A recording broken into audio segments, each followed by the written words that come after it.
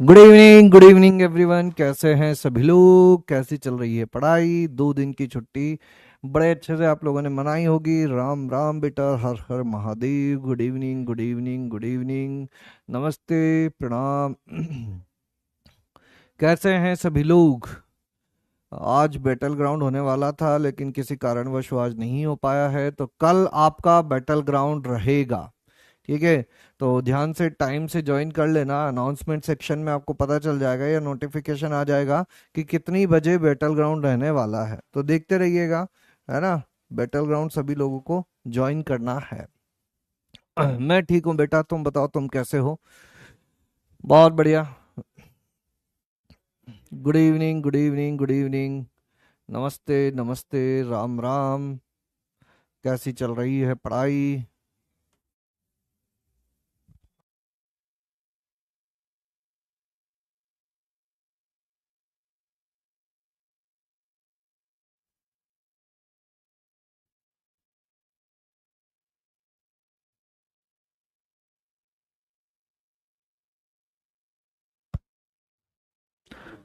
Good evening, good evening, good evening, good evening, good evening, Ram Ram. बहुत बढ़िया, very good, very good, very good.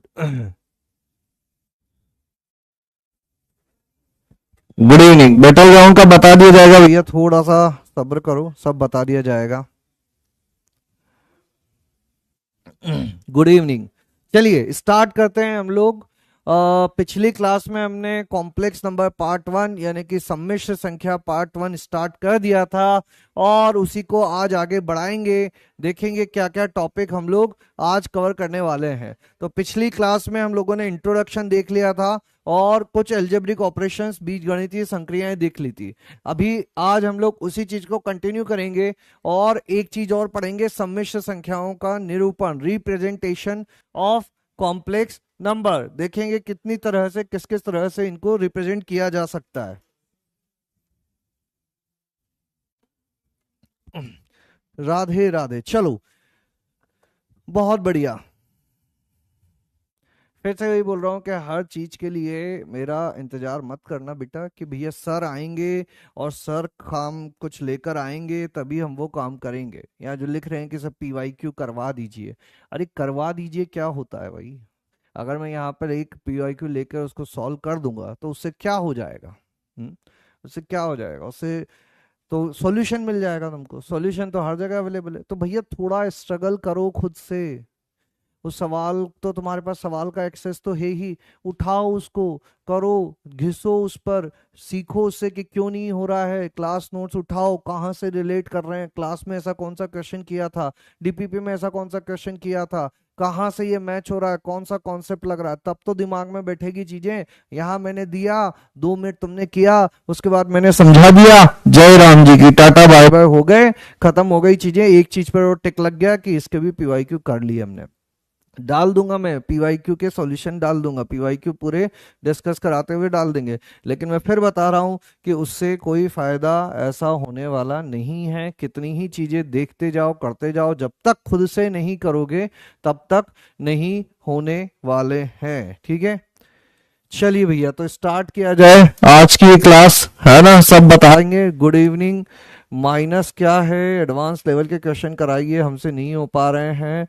Thank you, Ram Ram, Ram Ram. Battle ground कल आना, तब पता चलेगा, है ना। बहुत बढ़िया, जय भीम। बैटल ग्राउंड का कल पता चलेगा, अभी ज्वाइन किया है। नमस्ते, नमस्ते, नमस्ते, नमस्ते, नमस्ते।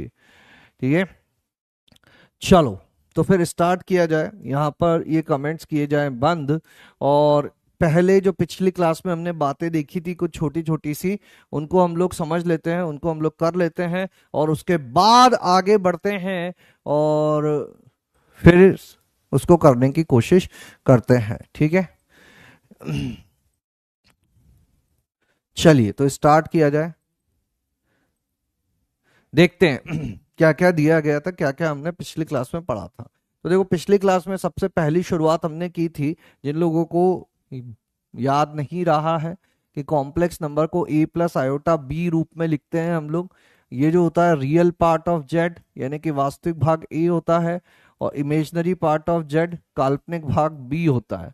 यह भी एक वास्तविक संख्या होती है, यह भी एक वास्तविक संख्या होती है। पहली चीज तो ये समझने की है। अगर बी नॉन जीरो हुआ तो आयोटा बना रहेगा, आयोटा बना रहेगा तो इस प्रकार की संख्या को हम लोग कहते हैं काल्पनिक संख्याएं। और काल्पनिक के फिर से दो हिस्से होते हैं। अगर ए जीरो है तो शुद्ध काल्पनिक हो जाती है वो, शुद्ध काल्पनिक। और ए जीरो नहीं है तो ये केवल काल्पनिक कहलाती है ना। काल्पनिक का ही एक विशेष रूप हो गया शुद्ध काल्पनिक, है ना। अगर अंदर ए जीरो हो जाए तो शुद्ध काल्पनिक हो जाता है। और अगर बी जीरो हो जाए तो बी जीरो हो जाए तो जेड इज इक्वल टू केवल ए रह जाएगा। ये सारी संख्या कैसी हो जाएंगी, वास्तविक हो जाएंगी। कभी कभी इन वास्तविक संख्याओं को पूर्णतया वास्तविक या शुद्ध वास्तविक भी कह दिया जाता है ना। तो परेशान नहीं होना जब ये कह दिया जाए शुद्ध वास्तविक है, पूर्णतया वास्तविक है, इसका मतलब है कि केवल वास्तविक की ही बात की जा रही है। फिर हमने सम्मिश्र संख्याओं को जोड़ना, घटाना, व्युत्क्रम करना, गुणा करना और भाग देना, ये सारी चीजें सीखी थी हमने। और एक छोटी सी चीज जो सीखी थी, संयुग्मी। संयुग्मी क्या होता है, अगर z is equal to A plus iota b है तो इसका संयुग्मी z बार जो होता है वो क्या करते हैं हम लोग कि यहाँ पे जो भी संख्या लिखी हुई होती है उसको माइनस से रिप्लेस कर देते हैं, माइनस बी कर देते हैं। ए प्लस आयोटा बी को ए माइनस आयोटा बी कर देते हैं, ठीक है। तो ये हो जाता है हमारा कॉम्प्लेक्स नंबर सिस्टम, सम्मिश्र संख्याओं के परिचय और पुरानी बातें जितनी हमने की थी उस हिसाब से। दो होमवर्क दिए गए थे, उनको देख लेते हैं हम लोग। क्या क्या होमवर्क दिया गया था। एक तो ये होमवर्क था, कितने बच्चों का इसका उत्तर आ गया है, कितने बच्चों ने इस क्वेश्चन को सॉल्व कर लिया है। राम राम। हाँ कर सकते हो बिल्कुल, है ना। बटेला ग्राउंड आएगा बेटा जो बताया गया। बेटल ग्राउंड क्या है, वॉइस स्लो है, वॉइस सदलानी तेज हो जाती है, सडनली तेज हो जाती है। होमवर्क कराइए। हाँ होमवर्क पर कुछ भी समझ नहीं आ रहा है, होमवर्क पे आ गए हैं हम लोग। मॉड्यूल में चैप्टर नहीं है, आगे जाकर मिलेगा एक कॉम्प्लेक्स नंबर सम्मिश्र संख्या नाम से एक चैप्टर मिलने वाला है, ठीक है। चलिए आगे बढ़ते हैं और जो होमवर्क दिया गया था उसको पढ़ने की कोशिश करते हैं। क्या दिया हुआ था होमवर्क में, x और y का मान ज्ञात कीजिए जिसके लिए ये इज इक्वल टू ये है। तो कितने बच्चों ने कर लिया है, क्या आंसर आ रहा था इसका, बताएंगे। बताओ पी वाई क्यू कहां से मिलेगा, मॉड्यूल में ही दिए हुए हैं पी वाई क्यू।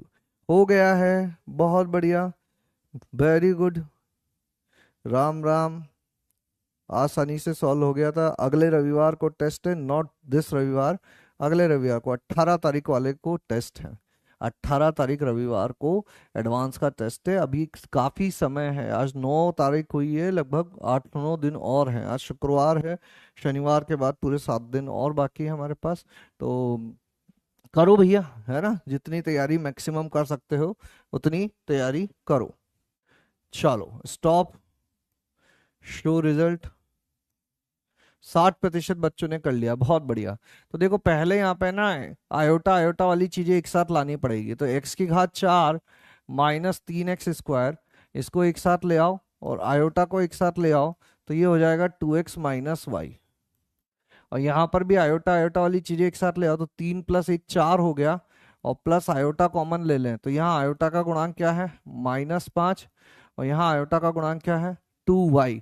तो ये दो इक्वेशन हो गई और दो अननोन हो गए, है ना। तो क्या करें हम लोग, बराबर कर देते हैं, तुलना कर देते हैं। तो तुलना कैसे की जाती है, वास्तविक भागों की तुलना, वास्तविक भाग, वास्तविक भाग इसका क्या है, x की घात 4 माइनस 3x स्क्वायर, और इधर वास्तविक भाग क्या है, 4, है ना।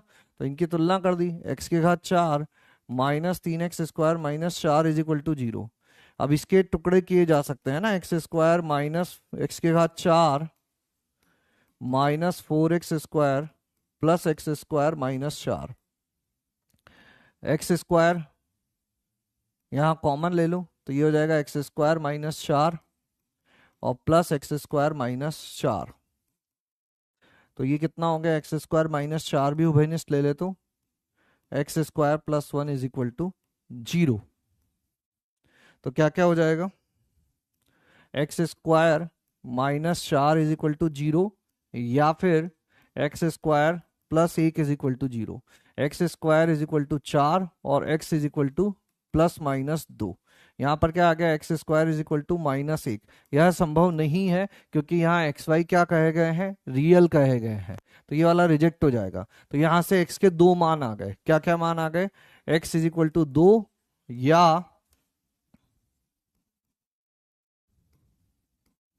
X is equal to -2। ठीक है, अब वह काल्पनिक भाग की तुलना कर लेते हैं। काल्पनिक भाग, तो काल्पनिक भाग क्या हो जाएगा, उधर से काल्पनिक भाग है 2x माइनस वाई और इधर से काल्पनिक भाग है -5 प्लस 2y, है ना।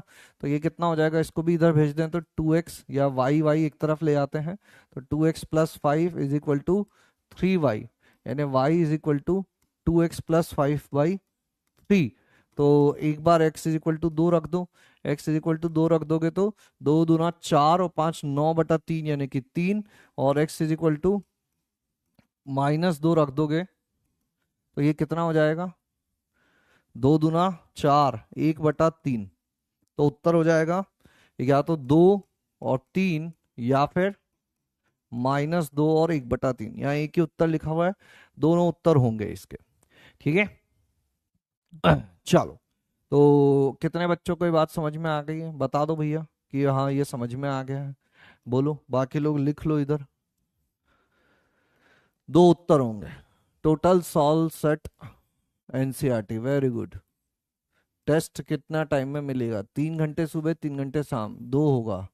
ठीक है, दे देंगे होमवर्क में पीवाईक्यू। वॉइस प्रॉब्लम कर रहे हैं यहाँ पे, ठीक। दूसरे क्लास की तुलना में काफी कम होती है, प्लीज थोड़ा अप कीजिए। ठीक है, ओके। बताओ कितने लोगों को आ गई ये बात समझ में, ऑल क्लियर।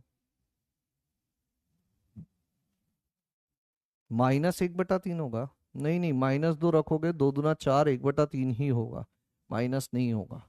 ठीक है, बहुत बढ़िया। चलिए फिर एक सवाल और दिया गया था, उसको भी करते हैं। ये कितने बच्चों ने कर लिया, इसमें भी ऐसा ही काम किया जाए। गुणा कर दो, 2x² plus 3 iota x square -3y plus 2 iota y is equal to 2x minus 3y plus 5 iota. ठीक है, तो 2x² -3y, आयोटा यहाँ कॉमन ले लिया जाए तो 3x² प्लस 2y, और ये है 2x minus 3y plus 5 iota. ठीक है, तो ये कितना बराबर कर देते हैं हम लोग, वास्तविक भाग, वास्तविक भाग, वास्तविक भाग बराबर करोगे तो 2x² minus 3y is equal to 2x minus 3y। तो क्या हो गया, 3y से 3y कैंसिल हो जाएगा, 3y से 3y कैंसिल हो गया, तो कितना बचा, 2x² is equal to 2x, 2 से 2 भी कैंसिल हो जाएगा, x² is equal to x, x² minus x is equal to 0। x common ले लिया जाए तो यहाँ से 2, या तो x 0 होगा या x -1 0 होगा, तो x 0 या x इज इक्वल टू 1। ठीक है, बहुत बढ़िया। -3x² होगा क्या, -x² होगा क्या, -3x² क्यों होगा, प्लस ही होगा भैया। ये x² यहाँ गुणा किया 3x² plus iota 3x², x is equal to 0 और x इज इक्वल टू 1। अब दूसरा काल्पनिक भाग की तुलना कर लेते हैं।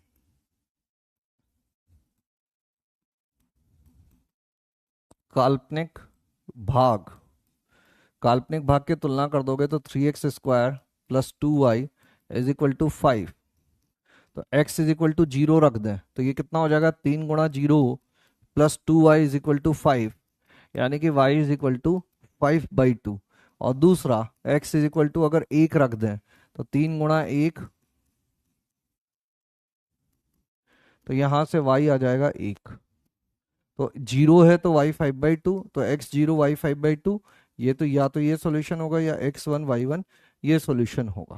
ठीक है, बहुत बढ़िया। चलिए, तो दोनों क्वेश्चन ये बन गए होंगे, इनको अभी ऑफ करते हैं और एक क्वेश्चन और देते हैं, देखते हैं इसको हम लोग कर पाते हैं या नहीं कर पाते हैं। तो इसको करो ध्यान से, सिंगल करेक्ट टाइप है। तब तक हम लोग थोड़ी सी बातें यहाँ पर करते हैं, है ना, थोड़ा देर से भेजेंगे पोल, तब तक कोशिश करो। प्लीज चैप्टर के इनमें main one shot provide, okay. एक रिक्वेस्ट थी, प्लीज समरी सीरीज अपलोड कर दो। क्लास के कॉन्सेप्ट से मॉड्यूल क्वेश्चन बन पाता है, कुछ ही बन पाता है। तो बेटा वो तो होगा ना, अब तुम देखो फिर वही बोल रही, यहाँ पे हमने कॉन्सेप्ट कवर किए हैं कि ये चीजें यूज करके सॉल्व होता है। अब मॉड्यूल में भी जो क्वेश्चन दिए गए हैं वो इन्हीं क्वेश्चन से सॉल्व होगा, ठीक है। आयोटा का कॉमन कैसे लिया है, जो दो चीजों में आयोटा लिखा हुआ है तो उन दोनों में से आयोटा कॉमन ले लो, जैसे बाकी संख्याएं होती है वैसे ही होता है। 2 iota plus 3 iota y, iota common ले लो, अंदर क्या आ जाएगा 2 + 3 वाई, बस इतनी सी बात है ना। करो करो भैया, बाकी लोग सवाल करते रहे, बहुत बढ़िया बेटा, पुरानी चीजें पढ़ो, है ना। वॉइस सडनली हाई हो जाती है, एक्स की जगह कोई वैल्यू रख सकते हैं क्या, अरे वही तो पता करना है, एक्स का ही तो मान पता करना है, एक्स और वाई कितने होंगे, तो वहां कोई वैल्यू कैसे रख दोगे, है ना। अभी इस क्वेश्चन से करना भैया, होमवर्क डिस्कशन, हाँ हो गया। एक्स का मान 0 कैसे आया, एक्स गुणा x-1 0 था, एक्स गुणा x-1 0 था, तो या तो x 0 होगा या x-1 0 होगा, यहाँ से x 0 और x 1 आया, ठीक है। करो अब बाकी लोग।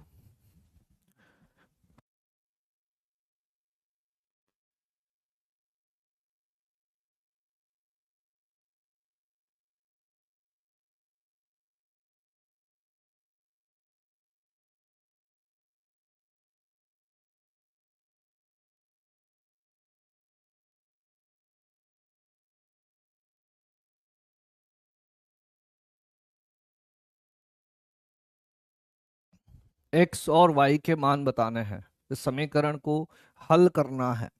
अब ध्यान से कैलकुलेशन करोगे, पिछली क्लास अगर सही से करी होगी तो ही ये सवाल हो पाएगा। It is as simple as that, ठीक है, इतना ही सिंपल है यह चीज।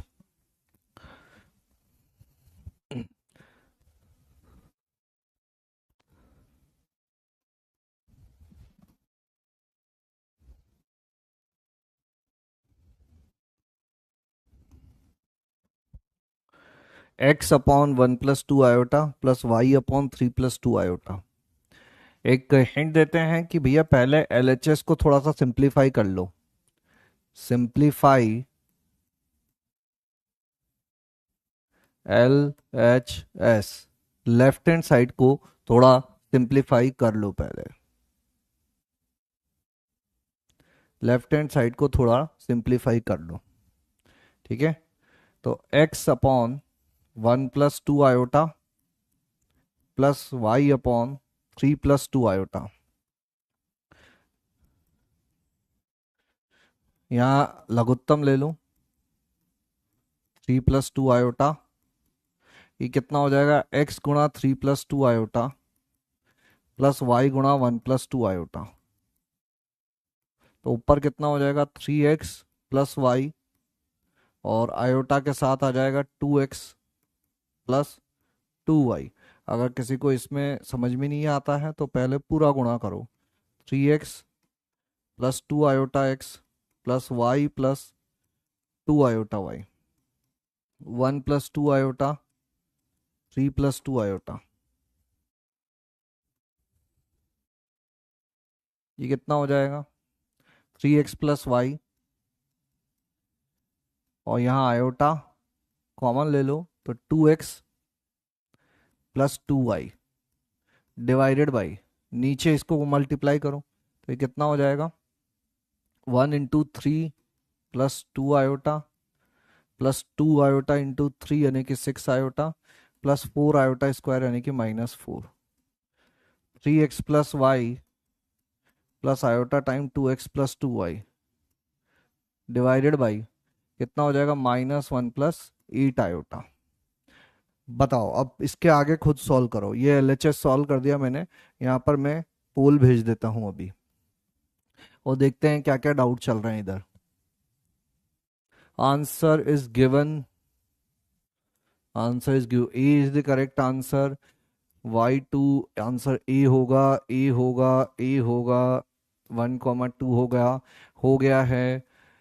आप इसे नहीं लिए, लिए हैं बेटा, उसको भी लिए हैं। ए आंसर है, ए आंसर है, ए आंसर है, ए आंसर है। वॉइस कम ज्यादा हो रहा है, ए आंसर है।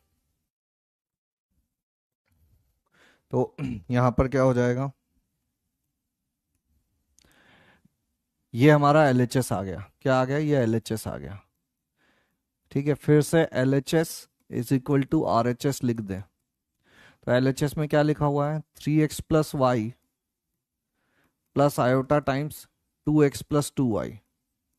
और बटे में कितना लिखा हुआ है, 1 - 1 प्लस 8 आयोटा। तो 8 आयोटा को पहले लिख दोगे तो -1। और आरएचएस में क्या लिखा हुआ है, 5 + 6 आयोटा अपॉन 8 आयोटा -1। अब इससे क्या फायदा हुआ, ये 8 आयोटा -1 से 8 आयोटा -1 कट गया, ऊपर क्या बचा, 3x+y plus iota times 2x+2y is equal to 5 + 6 iota. अब यहाँ कंपेयर कर देंगे, वास्तविक भाग की तुलना कर दो। 3x+वाई इज इक्वल टू 5 और 2x+2y इज इक्वल टू 6, है ना। तो इससे 2x+2y इज इक्वल टू 6 है, तो इसको हम लोग क्या लिख सकते हैं, x+y इज इक्वल टू 3। तो एक इक्वेशन ये हो गई और एक इक्वेशन ये हो गई। इसमें से इसको सब्ट्रैक्ट कर दो, तो 2x is equal to 2, x is equal to 1, और x इज इक्वल टू 1 किसी एक में रख दो तो y इज इक्वल टू 2। तो x 1 और y 2, आंसर हो जाएगा ए। 76%, बहुत बढ़िया, वेरी गुड। तो इसी बात पर एक और छोटा सा सवाल करो, ये बताओ इसका क्या उत्तर होगा।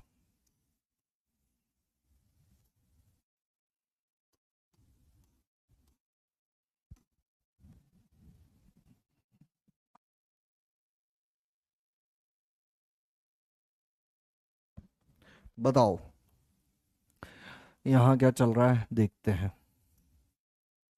परिमेयकरण से हो जाएगा, कर दो परिमेयकरण। 70 में सर ने दूसरे मेथड से किया और आपके पोल देने से पहले, वेरी गुड बेटा। हाँ वेरी गुड, वेरी गुड। दो को कॉमन नहीं लिया है तो अभी ले लो, है ना, 1,2 y2 x1, बहुत बढ़िया, वेरी गुड। 4 आवोटा होगा, 1 2, ठीक है, ठीक है, ठीक है, ठीक है। नहीं ये गलत है, ए आंसर है, A is the right answer. Voice problem हो गया है, थैंक यू बेटा। 2x से तो आपने 3x कहाँ से लाए हो, 2x से तो 3x कहाँ से लाए हैं काल्पनिक भाग में, इनको गुणा कर करा के लाए हैं, काल्पनिक भाग में नहीं है, वास्तविक भाग में। ये 2 आयोटा है, दो ही तो है, तीन नहीं लाए हैं, दो ही लाए हैं। ठीक है, करो इसको, बताओ क्या उत्तर आ रहा है।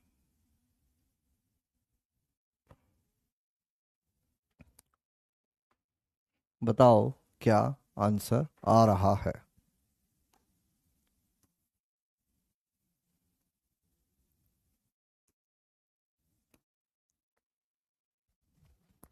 सही से करना भैया, अब इसको क्या करोगे, क्या नहीं करोगे, कैसे इसको कंपेयर करें, क्या करें। आंसर लेके आओ। अच्छा पोल भेज देते हैं, सिंगल चॉइस टाइमलेस पोल। भेज देंगे, भेज देंगे, आज भेज देंगे। ये होगा, वेरी गुड भैया, डीपीपी करो, है ना, very good, very good, very good, okay, बहुत बढ़िया, वेरी गुड, वेरी गुड। ये वाला देखना, संयुमी लेकर कर सकते हैं, है ना, संयुमी लेकर कर सकते हैं। 1 2 होगा, 1 और 2 होगा पिछले का। इसका क्या आंसर होगा, कैसे किया जाए इसको, 3 प्लस आयोटा उधर लिखा हुआ है, 3 माइनस आयोटा इधर लिखा हुआ है। बताओ क्या करें। 3 माइनस आयोटा, 3 प्लस आयोटा। संयुग्म में से गुणा भाग करना और एलसीएम लेना दोनों लगभग सेम ही चीज है इस वाले क्वेश्चन में, तो क्योंकि यहाँ संयुग्म ही लिखे हुए हैं। क्या लिखे हुए हैं? संयुग्म ही लिखे हुए हैं, तो चाहे यहाँ एलसीएम लो चाहे ऐसे करो, दोनों ही चीजों में सेम आंसर आने वाला है। तो 1 प्लस आयोटा गुणा एक्स माइनस 2 आयोटा बटे 3 प्लस आयोटा, है ना। इसमें दो टुकड़े कर देते हैं, ये पहला टुकड़ा ये दूसरा टुकड़ा। पहले टुकड़े को हल कर रहे हैं, पहले टुकड़े में किससे गुणा कर दें हम लोग? 3 माइनस आयोटा से गुणा, 3 माइनस आयोटा से भाग दे दो, तो ऊपर क्या हो जाएगा? इसको अंदर गुणा कर दें पहले, तो ये लिखा हुआ है x plus iota x minus 2 iota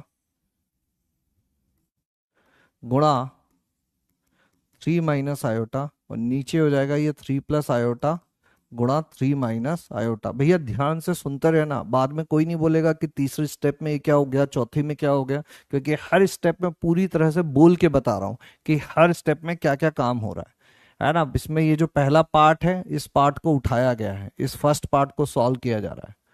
first part ऊपर जो लिखा हुआ था ऐसा का ऐसा संयुग्मी से गुणा भाग कर दिया, ऊपर इस एक्स को अंदर गुणा कर दिया, है ना।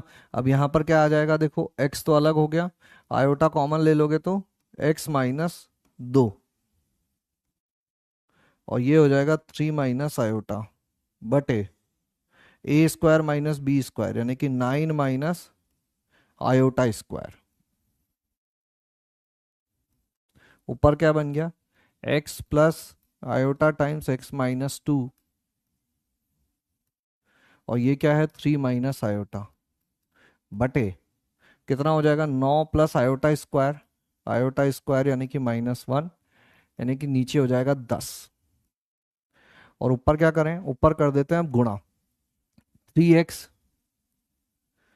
Plus 3 iota x minus 2 minus iota x minus iota square x minus 2, है ना।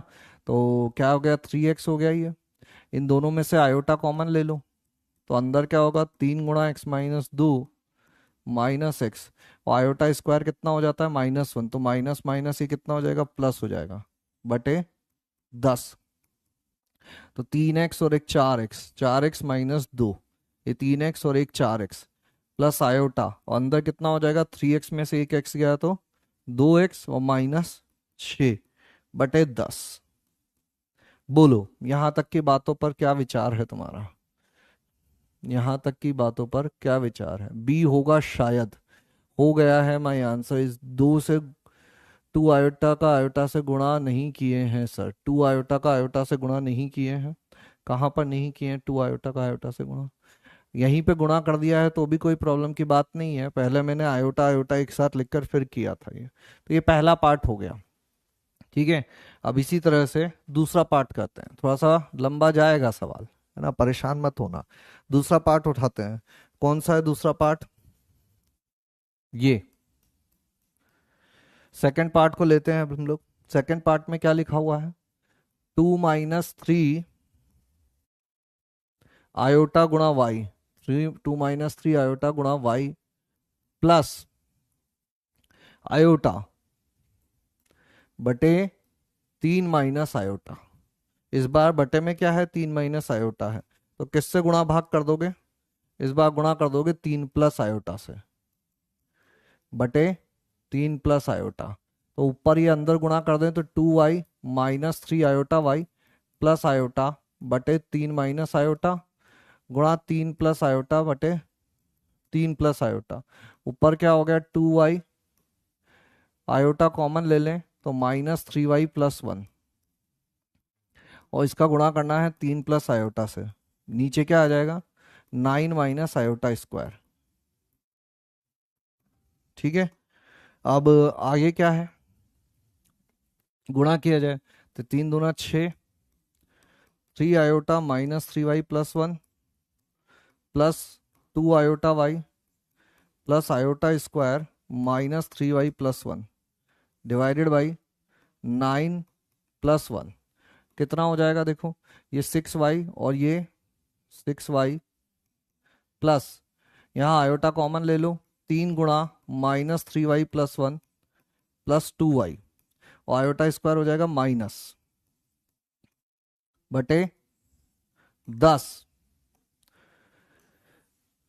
अब क्या करेंगे, देखो ये माइनस अंदर गुणा होगा तो माइनस माइनस प्लस हो जाएगा, तो टोटल हो जाएगा 9y और -1, और प्लस आयोटा के साथ कितना आ जाएगा यहाँ पे अंदर, -9y प्लस 2y यानी कि -7y, और +3 डिवाइडेड बाई 10। ये फर्स्ट पार्ट और ये सेकंड पार्ट। अब भैया कितने लोगों को फर्स्ट पार्ट और सेकंड पार्ट समझ में आ गया है ना? आंसर तो अपनी जगह है, आंसर तो जो आएगा वो आ जाएगा। आंसर जो है इसका वो ए है, 53% का आ गया। ठीक है, 1+x आयोटा x नहीं किए, कहाँ है? परफेक्ट स्क्वायर थोड़ी ना है। फर्स्ट स्टेप में आयोटा का गुणा -2 आयोटा से नहीं हुआ, आयोटा का गुणा -2 आयोटा से नहीं हुआ। यहाँ पर आयोटा का गुणा, बेटा यहाँ मैं गुणा किया ही नहीं हूँ, इस आयोटा को यहाँ कॉमन ले लिए, x-2 बन गया है ना, x-2 का गुणा हो गया आयोटा से, तो ये आयोटा का गुणा 2 आयोटा से जो हो रहा है वो ये दिख रहा है, -2 आयोटा स्क्वायर। पहले बताओ कि यहाँ तक की बातें चमक रही हैं या नहीं चमक रही हैं, है ना? तो फर्स्ट पार्ट और सेकंड पार्ट दोनों हो गए क्लियर। फर्स्ट पार्ट से क्या आ रहा है, सेकंड पार्ट से क्या आ रहा है। ठीक है, अब क्या करें, फर्स्ट पार्ट और सेकंड पार्ट को ऐड कर देते हैं, फर्स्ट प्लस सेकंड, दोनों में बटे में तो 10 ही है। फर्स्ट में क्या है, 4x-2 plus iota times 2x-6 बटे 10 प्लस यहाँ क्या है 9y-1 plus iota times -7y+3 बटे 10, और ये इज इक्वल टू कितना है, आयोटा है, तो 10 लघुत्तम ले लो और ऊपर चीजें जोड़ दो, तो 4x-2 के साथ क्या जुड़ जाएगा, 9y, पहले पूरा जोड़ देते हैं, iota 2x-6 plus 9y-1 plus iota -7y+3 बटे 10 इज इक्वल टू आयोटा, तो ये जुड़ जाएगा 4x-2 और प्लस 9y-1 और प्लस आयोटा कॉमन ले लो, और यहाँ हो जाएगा 2x-6 plus -7y+3 is equal to 10 iota, है ना? तो ये वास्तविक भाग क्या हो गया, 4x प्लस 9y-3, और काल्पनिक भाग क्या हो जाएगा, 2x-7y-3 is equal to 10 iota. अच्छा यहाँ पे देख लेते हैं भैया क्या चल रहा है, 80% है, फिर भी ठीक है, बढ़िया है। अब यहाँ तुलना कर दो, है ना, तो इधर इस 10 आयोटा को क्या लिख सकते हैं, 0 प्लस 10 आयोटा, तो दो इक्वेशन क्या बन गई, एक बन गई 4x plus 9y-3 is equal to 0 होगा, और 2x-7y-3 इज इक्वल टू 0 होगा। ठीक है, तो इन दो समीकरण, दो अननोन है, इनको हल कर लो। कैसे हल करते हैं दो समीकरण दो अननोन को, यहां लिखता हूं, ये समीकरण नंबर 1, ये समीकरण नंबर 2, समीकरण नंबर 2 को 2 से गुणा कर दो, तो पहली समीकरण तो ऐसे ही लिख दी, 4x plus 9y-3 is equal to 0, और दूसरी समीकरण को 2 से गुणा कर दिया, तो ये हो जाएगी 4x minus 14y-6 is equal to 0, इसमें से इसको घटा दो, तो ये हो गया 14 और 9 23 y, और यहाँ पर क्या आ जाएगा हमारा, दूसरी समीकरण में -3,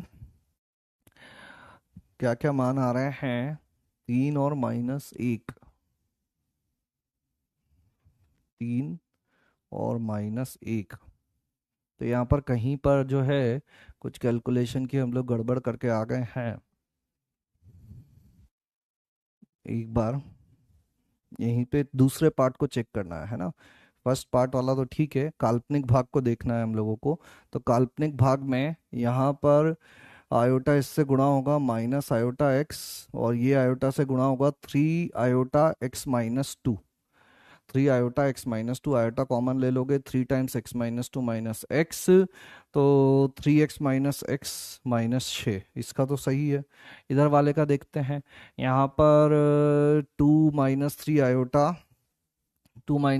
into y plus iota, 2 minus 3 iota plus into y plus iota, 3 plus iota से गुणा किया, तो ये पहले हो गया हमारा 2y minus 3 iota y plus y, 2y common ले लिया, iota minus 3y plus 1, iota iota वाली चीजें 3 गुणा -3y+1 और 2y, तो माइनस के ये 9y+3 हो जाएगा, माइनस का 9y+2y यानी कि माइनस का 7y+3।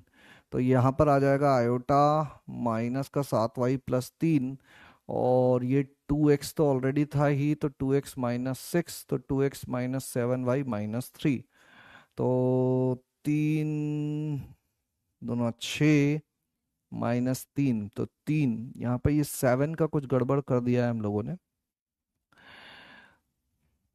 बताओ कहाँ पे कुछ गड़बड़ किसी को दिख रही है तो बोलो फटाफट, नहीं तो फिर इसका चेंज किया जाए कुछ। 10 छोड़ दिए हैं, 10 छोड़ दिए हैं, एक साथ सभी का एलसीएम लेने।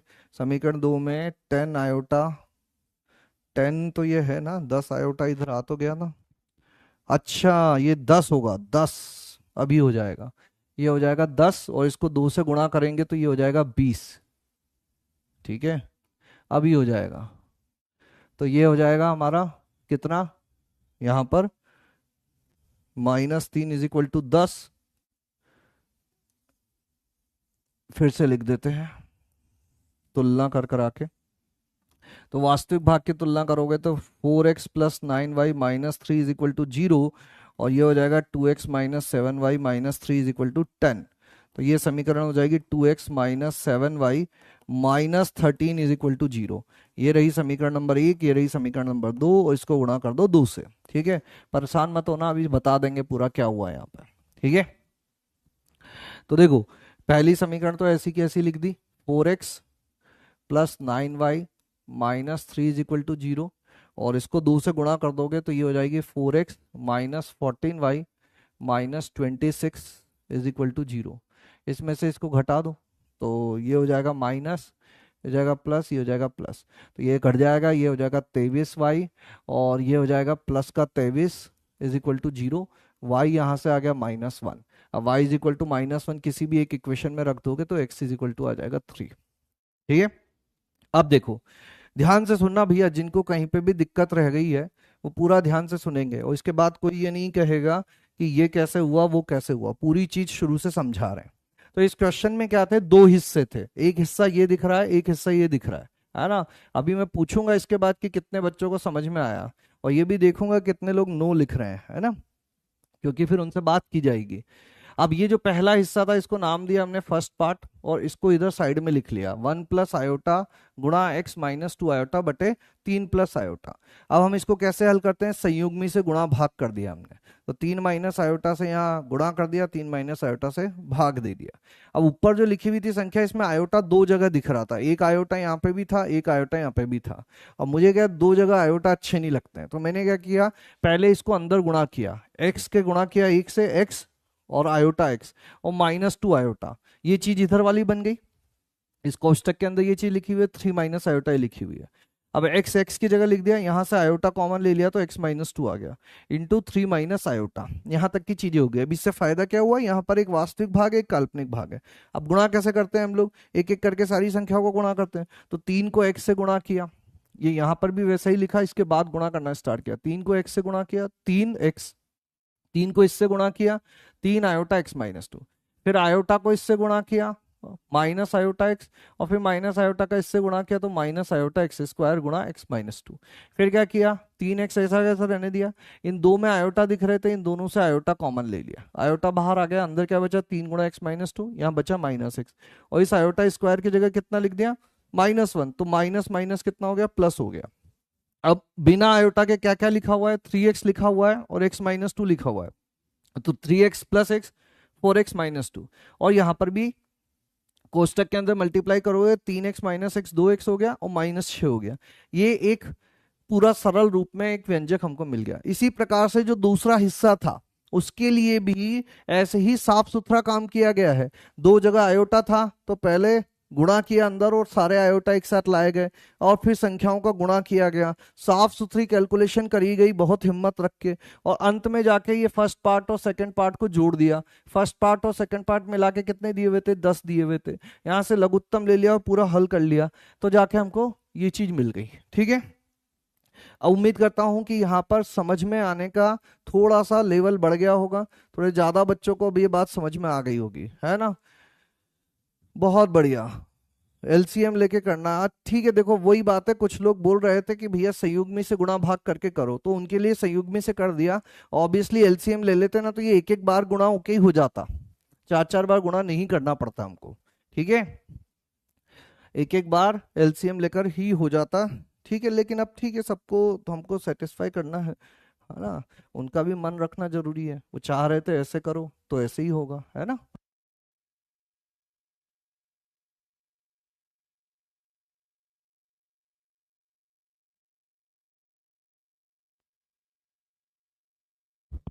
चलिए बहुत बढ़िया, तो अब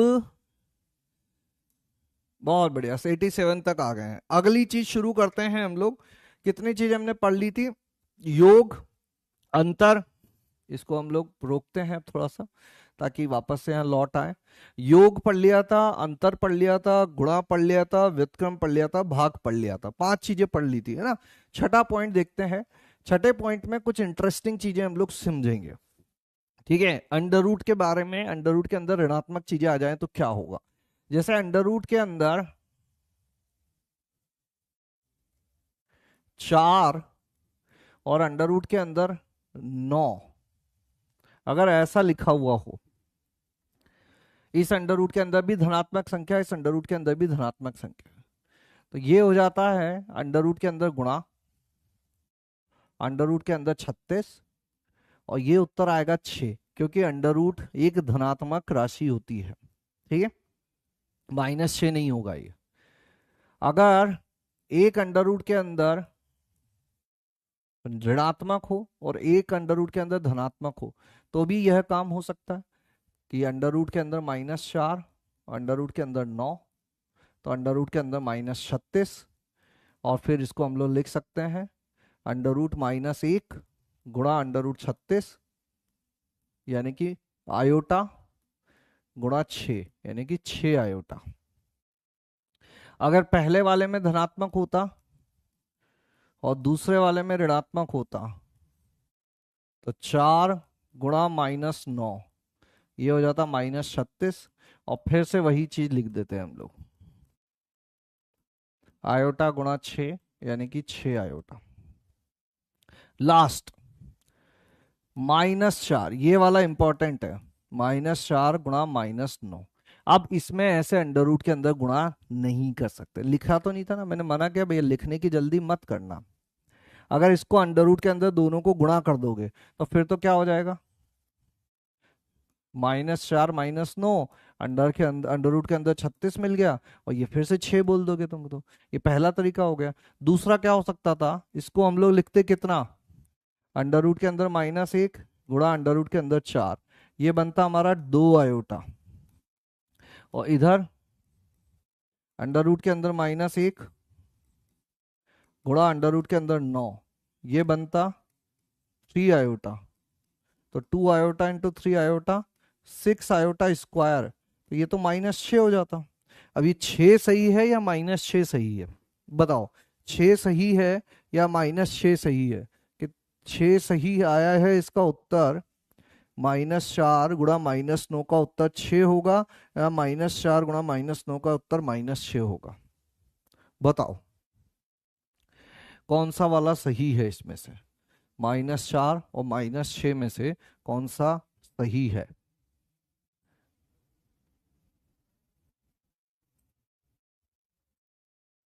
-4 और -6 में से कौन सा सही है। ये दोनों सही नहीं है, ये मैं पहले ही बता देता हूं, दोनों सही नहीं है।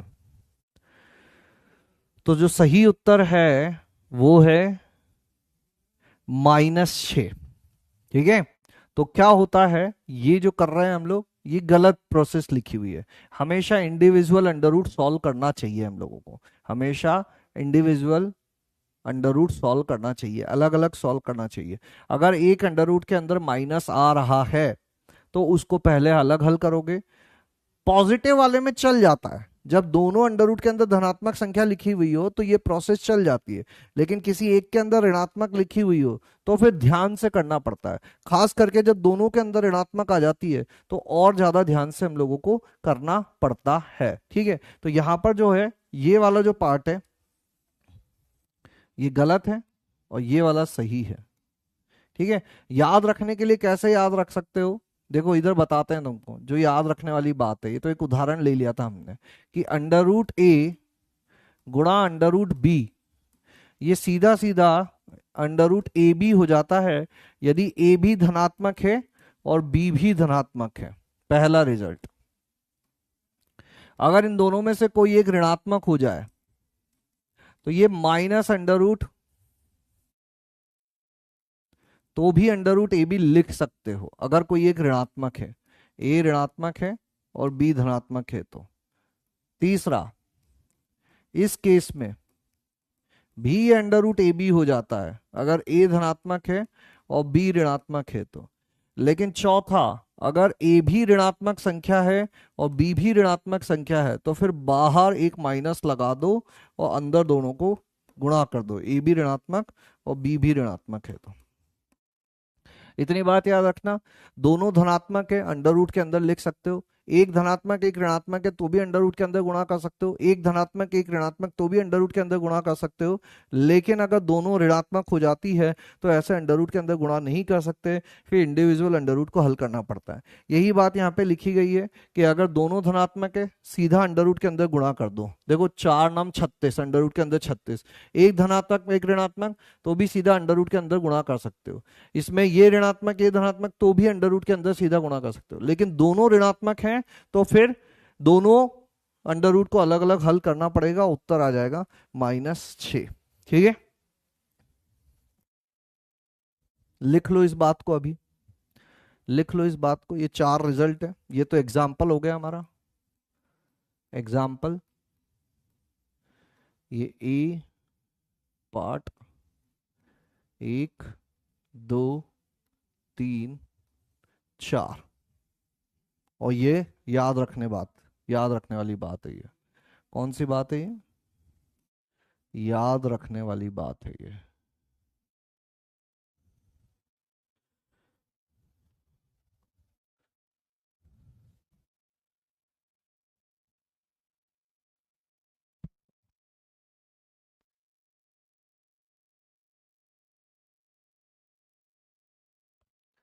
ठीक है, चलिए फिर आगे बढ़ते हैं। एक सवाल पूछते हैं तुमसे कि इसका उत्तर क्या होगा, इसका उत्तर क्या होगा। बिल्कुल टाइम नहीं लगना चाहिए, तड़ाक से 2 मिनट के अंदर अंदर आंसर आ जाना चाहिए, है ना, विद इन 2 मिनट्स आंसर आ जाना चाहिए। ठीक है, very good, very good, yes Krishnavan ji, बहुत बढ़िया। तब दूसरे वाले में अगर -4 की जगह 2 है उतना रखेंगे तो आंसर दूसरा आएगा। हाँ बिल्कुल, -6 सही होगा। ठीक है, ओके, अंडर रूट हो तो वॉइस तेज कर दीजिए। 6 आया, -6 भी लिख सकते हैं। नहीं, आयोटा स्क्वायर क्या होगा, -1 होगा। इसका उत्तर आ गया होगा मेरे हिसाब से अभी तक तो, इसका उत्तर अभी तक आ गया होगा हमारे पास। कितना हो जाएगा इसका उत्तर, अगर दोनों संख्याएं ऋणात्मक होती हैं तो हम क्या करते हैं, माइनस बाहर लगा देते हैं और अंदर जो है उन दोनों संख्याओं को गुणा कर देते हैं। -2 गुणा -3, तो ये हो जाएगा हमारा -6, -√6। B is the correct answer, stop poll. 66%। कुछ लोग पता नहीं सी डी भी लगा दिए हैं, आयोटा थोड़ी ना आएगा भैया। चलिए कोई बात नहीं, आगे बढ़ते हैं, एक चीज और सीखते हैं। 7वां नंबर का बीज गणित, 7वें नंबर का नियम, 7वें नंबर का बीज गणित, 7वें नंबर का नियम। ठीक है, अब देखो, अभी तक हम लोग आयोटा आयोटा कर रहे थे।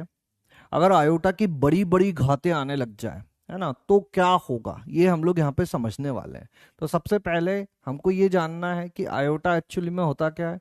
आयोटा होता है अंडर रूट ऑफ -1, है ना। अच्छा, आयोटा का वर्ग कर दें तो आयोटा स्क्वायर कितना हो जाता है, -1 हो जाता है। आयोटा का क्यूब कर दे तो आयोटा क्यूब हो जाता है कितना, आयोटा स्क्वायर गुणा आयोटा।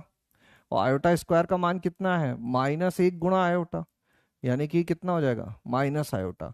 आयोटा की घात 4 कर दें तो इसको लिख सकते हैं हम लोग आयोटा स्क्वायर का स्क्वायर। आयोटा स्क्वायर का मान कितना है, -1, इसका वर्ग यानी कि 1। तो आयोटा की 4 घातें पता चल गई तुमको। अच्छा, पांचवी पर आते हैं, बताओ आयोटा की घात 5 कितना होगा, आयोटा की घात 6 कितना होगा, 7 कितना होगा और 8 कितना होगा। ये चार चीजें लाइन से बताओ मुझे कितनी कितनी आने वाली हैं। आयोटा की घात 5, 6, 7, 8 कर सकते हैं, बिल्कुल डाल देंगे बेटा। -1, हाँ 1 लिखने का कोई अर्थ नहीं होता है, बहुत बढ़िया। 7 नहीं 8 सी होगा।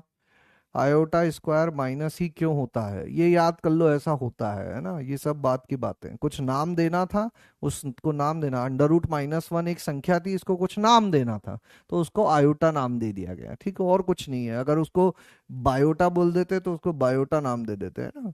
उसको कायोटो बोल देते तो उसका नाम कायोटो हो जाता। ठीक है, जेड मॉड बराबर जेड बार। मॉड क्या होता है बेटा, डाल देंगे, सॉल्यूशन डाल देंगे हल्का, थोड़ा सा समय लग रहा है। 6 क्यों नहीं होगा, 6 एग्जाम्पल हो गए, बहुत बढ़िया, वेरी गुड। बताओ, इधर लिख रहे हैं चारों का 1 -1 -1 +1। अरे महाराज थोड़ा सा देख के लिखना है, ऐसे धड़ाक से कुछ भी उत्तर नहीं लिख देना है ना। माइनस आयोटा आयोटा, ऊपर वाले जो चार है ना वही रिजल्ट हो जाएंगे इनके। अब ये बात जिन लोगों को समझ में आई होगी उन्हीं को समझ में आई होगी, बाकी अब ध्यान से सुनो। इसको क्या लिख सकते हैं हम लोग, आयोटा की घात 4 गुणा आयोटा। आयोटा की घात 4 कितना था, 1, यानी कि ये हो जाएगा 1 गुणा आयोटा, ठीक है, आयोटा। आयोटा की घात 6 को क्या लिख सकते हैं, आयोटा की घात 4 गुणा आयोटा की घात 2। आयोटा की घात 4 अलग हो गया, आयोटा स्क्वायर कितना था, -1, -1। आयोटा की घात 7 को क्या लिख सकते हैं, आयोटा की घात 4 गुणा आयोटा की घात 3, 1। आयोटा की घात 3 कितना था, माइनस आयोटा, तो ये हो जाएगा माइनस आयोटा। और आयोटा की घात 8, आयोटा की घात 4 इंटू आयोटा की घात 4, तो ये हो जाएगा 1 गुणा 1, उत्तर हो जाएगा 1। तो इसका मतलब समझ रहे हो तुम, क्या हो रहा है कि जो यहाँ पैटर्न चल रहा था, आयोटा, सबसे पहले ऐसा लिख दें, आयोटा की घात 1, आयोटा की घात 1 कितना था, आयोटा। आयोटा की घात 2 किया तो -1, आयोटा की घात 3 किया तो माइनस आयोटा, आयोटा की घात 4 किया तो 1, यानी कि आयोटा -1 माइनस आयोटा 1। फिर वापस से यही चीज, आयोटा -1 माइनस आयोटा 1। आगे जाओगे ना फिर से यही पैटर्न चलता रहेगा। तो तुम्हें क्या समझना है कि कितने कितने के बाद ये पैटर्न रिपीट हो रहा है, कितने कितने के बाद ये पैटर्न रिपीट हो रहा है। तुम बोलोगे सर 4 4 के बाद, है ना। देखो आयोटा का जो मान था, सबसे पहले आयोटा का जो मान था वही आयोटा की घात 5 का भी मान आया। अभी यहाँ आयोटा की घात 9 लिख दूंगा मैं, तो इसको क्या लिख सकते हैं, आयोटा की घात 8 इंटू आयोटा। आयोटा की घात 8 का मान कितना आ गया, 1, तो ये फिर से कितना आ जाएगा, आयोटा हो जाएगा। यानी आयोटा की घात 9, कितने जोड़ रहे हैं, यहाँ घात 1 थी, 1 और 4 5, 5 और 4 9, 9 और 4 13, 13 और 4 17। यानी कि ऐसा जब जब चलता रहेगा तो इस सबका मान कितना होगा, आयोटा ही होगा। दूसरा, इसी प्रकार से आयोटा की घात 2 का मान कितना था, -1। आयोटा की घात 6 का मान भी कितना है, -1। ऐसे अगला आयोटा की घात 10 लिखोगे तो ये हो जाएगा आयोटा स्क्वायर -1, फिर से -1 आ जाएगा। यानी कि यहां पर भी कितना कितना चल रहा है, 10 10 का अंतर चल रहा है। ये सबका मान कितना होगा, -1 होगा। ऐसे ही जब आयोटा की घात 3 से शुरू करोगे तो आयोटा की घात 3, फिर अगला आयोटा की घात 7, फिर अगला आयोटा की घात 11, आयोटा की घात 15, आयोटा की घात 19। ये सब का मान होगा माइनस आयोटा। और लास्ट, जब आयोटा की घातें 4 का गुणज होंगी, 4, 8, 12, 16, 20, इस टाइप की जब घातें होंगी तो इन सब का मान हो जाएगा 1। अब यहां ऊपर घातों को ध्यान से देखोगे तो इन घातों का एक व्यापक रूप लिखा जा सकता है। यहां पे देखो ये क्या लिखा हुआ है, 4 का गुणज लिखा हुआ है। 4 गुणा 1, 4 गुणा 2, 4 गुणा 3, 4 गुणा 4, 4 गुणा 5। तो इसको हम लोग लिख सकते हैं कि आयोटा की घात जब 4 का गुणज होती है तो उत्तर कितना आता है, 1 आता है। जहां n क्या है, n एक गुणांक है, एक पूर्णांक है। जहां n एक पूर्णांक है ना। इसी प्रकार से अब यहां पर आयोटा की घात 1, ये क्या लिखा हुआ है, 0+1, ये 4+1, ये 8+1, ये 12+1, ये 16+1।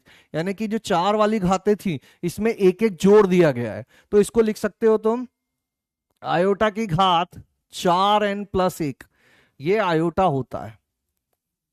चाहो तो n का मान रखते चले जाओ, n का मान 0 रखो, आयोटा की घात 1 आ जाएगा। n का मान 1 रखो, आयोटा की घात 5 आ जाएगा। आयोटा का मान 2 रखो, 9 आ जाएगा।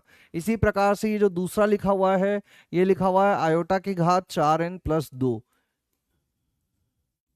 और ये जो लिखा हुआ है, ये लिखा हुआ है आयोटा की घात 4n+3। यानी कि हमें ये देख लेना है बस कि ये 4n के मतलब 4 के गुणज से कितना ज्यादा है। यदि 4 का गुणज है आयोटा की घात, सीधा सीधा उत्तर 1 दे दोगे। अगर 4 के गुणज से 1 ज्यादा है, आयोटा दे दोगे। 4 के गुणज से 2 ज्यादा है, -1, आयोटा नहीं, ये -1 होगा। ये -1 होगा और ये माइनस आयोटा होगा, ये माइनस आयोटा होगा। 4 का गुणज है, उत्तर 1। 4 के गुणज से 1 ज्यादा, उत्तर आयोटा। 4 के गुणज से 2 ज्यादा, उत्तर -1। 4 के गुणज से 3 ज्यादा, उत्तर माइनस आयोटा। ये 4 रिजल्ट हम लोगों को याद रख लेने हैं।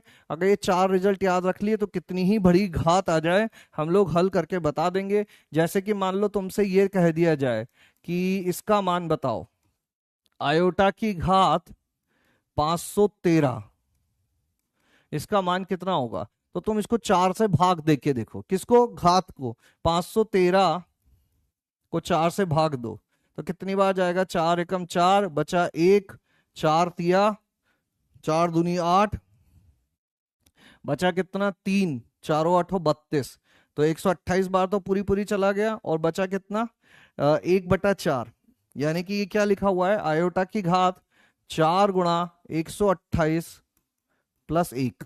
अब इसका मतलब क्या हुआ, आयोटा की घात 4 के गुणज +1 रूप की है, और 4 के गुणज +1 रूप की होती है तो इसका मान कितना हो जाता है, आयोटा हो जाता है। तो बस घातों को सही से पहचानना है, 4 से भाग दे के देखना है कि क्या आ रहा है। अगर 4 से भाग देने के बाद शेषफल 1 आता है, आयोटा। भाग देने के बाद शेषफल 2 आता है, -1। शेषफल 3 आता है, माइनस आयोटा। और 0 शेषफल आ जाता है, पूरी तरह से विभाजित हो जाता है, तो फिर 1 हो जाएगा। लिख लो इसको फटाफट से। और एक क्वेश्चन और देते हैं जिसका उत्तर बताओ। एक क्वेश्चन और देते हैं जिसका उत्तर बताओ।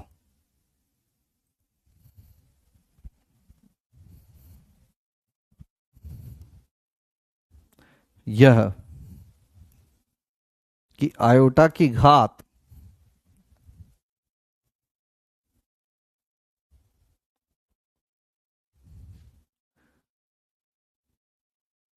84 प्लस आयोटा की घात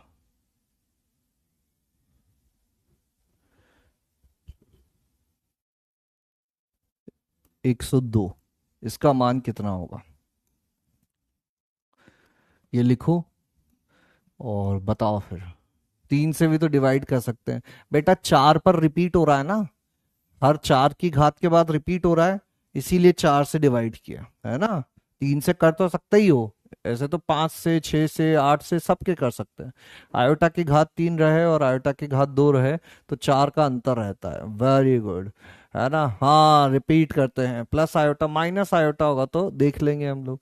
-39 का मान क्या होगा। अब भैया माइनस में है तो उसको पहले नीचे भेज देना। माइनस में हो तो उसको पहले भाग में भेज देना, नीचे भेज देना, है ना।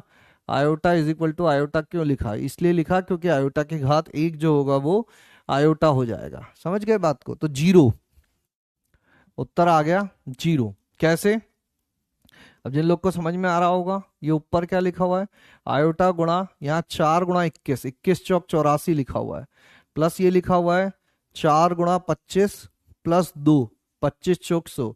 तो ये तो सीधा सीधा 4 का गुणज हो गया। और जब ये 4 का गुणज होता है तो इसका मान कितना होता है, 1 होता है। और 4 का गुणज प्लस 2 लिखा हुआ होता है तो इसका मान -1 होता है। तो ये उत्तर हो जाएगा जीरो।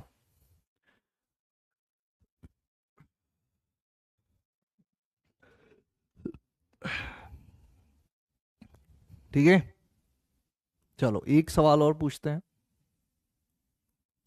इनके मान बताओ। Iota plus iota square plus iota cube plus iota की घात 4, इसका क्या मान होगा।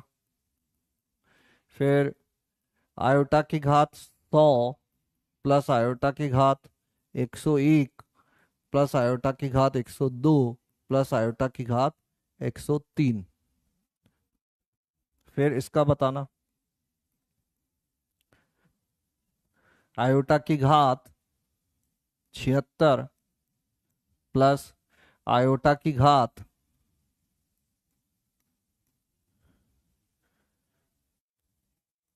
121 प्लस आयोटा की घात 162 प्लस आयोटा की घात 15। तीनों के मान बताओ।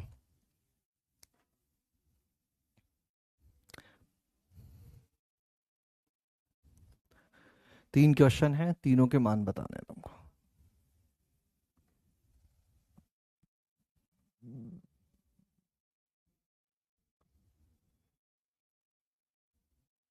जीरो होगा फर्स्ट और सेकंड का,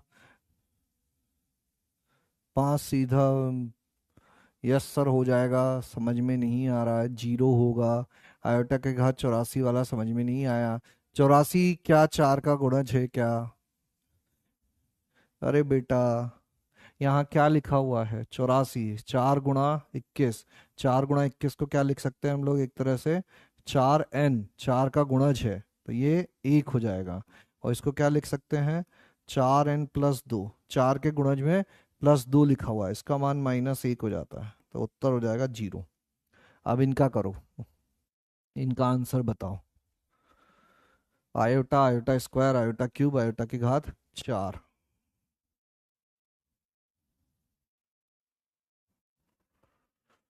4 4 के जोड़े में उत्तर कितना आ जाता है, जीरो आ जाता है। तो फर्स्ट वाला का क्या उत्तर होगा, फर्स्ट सेकंड थर्ड बताओ। पहले का उत्तर क्या, दूसरे का उत्तर क्या, तीसरे का उत्तर क्या। रोशन कुमार, बहुत सुंदर काम किया है तुमने, बहुत बढ़िया, वेरी गुड। तो पहला वाला जो होगा, आयोटा आयोटा ही रहता है। Iota square -1, iota cube minus iota +1, यानी कि जीरो, है ना। अब इसमें क्या करें, इसमें आयोटा की घात 100 अगर कॉमन ले लें तो अंदर क्या बचेगा, 1 plus iota square plus iota cube. Iota की घात 100 बाहर है, 1 plus iota, iota square -1, iota cube minus iota. तो ये हो जाएगा आयोटा की घात 100 गुणा जीरो, यानी कि जीरो। यहाँ पर अब ऐसे डायरेक्ट नहीं लिख पाएंगे, सभी का जीरो, विश्वास, वेरी गुड रजनी, 0 0 0। तो यहाँ पर क्या करना पड़ेगा हमको, आयोटा की घात 76, तो इसको क्या लिख सकते हैं, 4 गुणा 23, ये 4 का गुणज हो गया पूरा। ये 4 गुणा 30 +1, 4 गुणा 40 +2, और ये 4 गुणा 3 +3। तो ये है आयोटा की घात 4n टाइप का। कौन से टाइप का, आयोटा की घात 4n टाइप का। इसका मान हो जाता है 1, ये है आयोटा की घात 4n+1 टाइप का, इसका मान होता है आयोटा। ये है आयोटा की घात 4n+2 टाइप का, इसका मान होता है -1। और ये है आयोटा की घात 4n+3 टाइप का, इसका मान होता है माइनस आयोटा। तो आंसर हो जाएगा 0। ठीक है, बहुत बढ़िया। ये याद रखो कि क्रम में जितने भी आएंगे ना, कोई से भी चार उठाओगे क्रम में, तो उनका मान हमेशा शून्य होगा। है ना? किस तरह से बोला जा सकता है, किस तरह से बोला जा सकता है कि आयोटा की घात p प्लस आयोटा की घात, या n ही लेते हैं ना, p भी क्यों लेना है, चलो p ले लेते हैं, अभी कंफ्यूजन हो जाएगा नहीं। p+1, p+2 और p+3, ये जब भी आएगा तो इसका मान शून्य होगा। प्रूफ, आयोटा की घात p उभयनिष्ठ ले लो, 1 plus iota square plus iota cube, 1 plus iota -1 minus iota, ये हो जाएगा 0। ठीक है, तो चार क्रमागत आयोटा की घातें जब भी मिले, चार क्रमागत आयोटा की घातें जब भी मिलेंगी तो क्या हो जाएगा, शून्य हो जाएगा। ठीक है, बहुत बढ़िया। और इसी प्रकार से ये तो रिजल्ट नंबर 1 हो ही गया। एक रिजल्ट और भी लिख सकते हैं हम लोग, जैसे कुछ लोग पूछ रहे थे ना कि नेगेटिव होगा तो क्या होगा। जैसे चलो अगले पेज पे लेंगे, यहाँ पर एक सवाल हो गया है, एक रिजल्ट हो गया है। मान लो आयोटा की घात, ये सवाल पूछ ले तुमसे, इसका मान कितना होगा, 1/आयोटा की घात 39 प्लस 1/आयोटा की घात 40, इसका क्या मान होगा बताओ। 1/, अच्छा कमेंट्स चालू ही थे, ठीक है। और एक काम और करता हूँ, यहाँ पे दो चीजें और लिख देता हूँ। आयोटा की घात -41 और आयोटा की घात -42, इसका क्या मान होगा। धड़ाक से आंसर नहीं देने लग जाना, है ना, पूरा सॉल्व करना पहले। आयोटा की घात -39,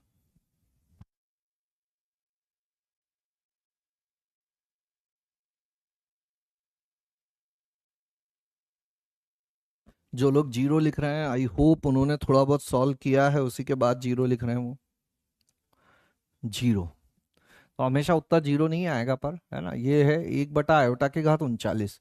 अब 39 को क्या लिख सकते हैं हम लोग, आयोटा की घात 4 × 9 + 3 प्लस ये कितना हो जाएगा, आयोटा की घात 4 × 10, और ये क्या 1/आयोटा की घात 41, आयोटा की घात 41 4 × 10 + 1, और आयोटा की घात 42 4 × 10 + 2।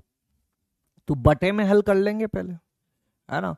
ये बटे में क्या लिखा होगा, 1/आयोटा की घात 4n+3 यानी कि माइनस आयोटा, प्लस 1/आयोटा की घात 4n यानी कि 1/आयोटा की घात 4n+1 यानी कि आयोटा, आयोटा की घात 4n+2 यानी कि -1। ठीक है, तो ये -1/आयोटा +1, ये +1/आयोटा -1, तो फिर से ये कट कटा के कितने आ गए, 0 आ गए। तो अगर बटे में भी हो, घाते ऋणात्मक भी हो, तो ऐसे डरने की कोई बात नहीं है, वहां पर भी हम लोग इसको हल तो कर ही सकते हैं। ठीक है, वहां पर भी हम इसको हल तो कर ही सकते हैं। चलिए, तो आगे बढ़ते हैं और एक सवाल देते हैं। ये बताओ,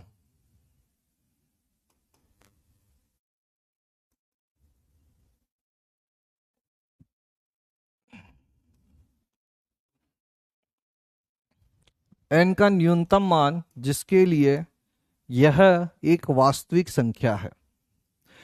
हिंट ये है कि अंदर वाली को सॉल्व करो। Hint, solve 1 + iota upon 1 - iota. है ना। इसको पहले परिमेयकरण कर करा के हल करने की कोशिश करो और बताओ कि यह मान कितना आ रहा है। इसको इससे भाग दे के बताओ कि उत्तर क्या आ रहा है। ठीक है।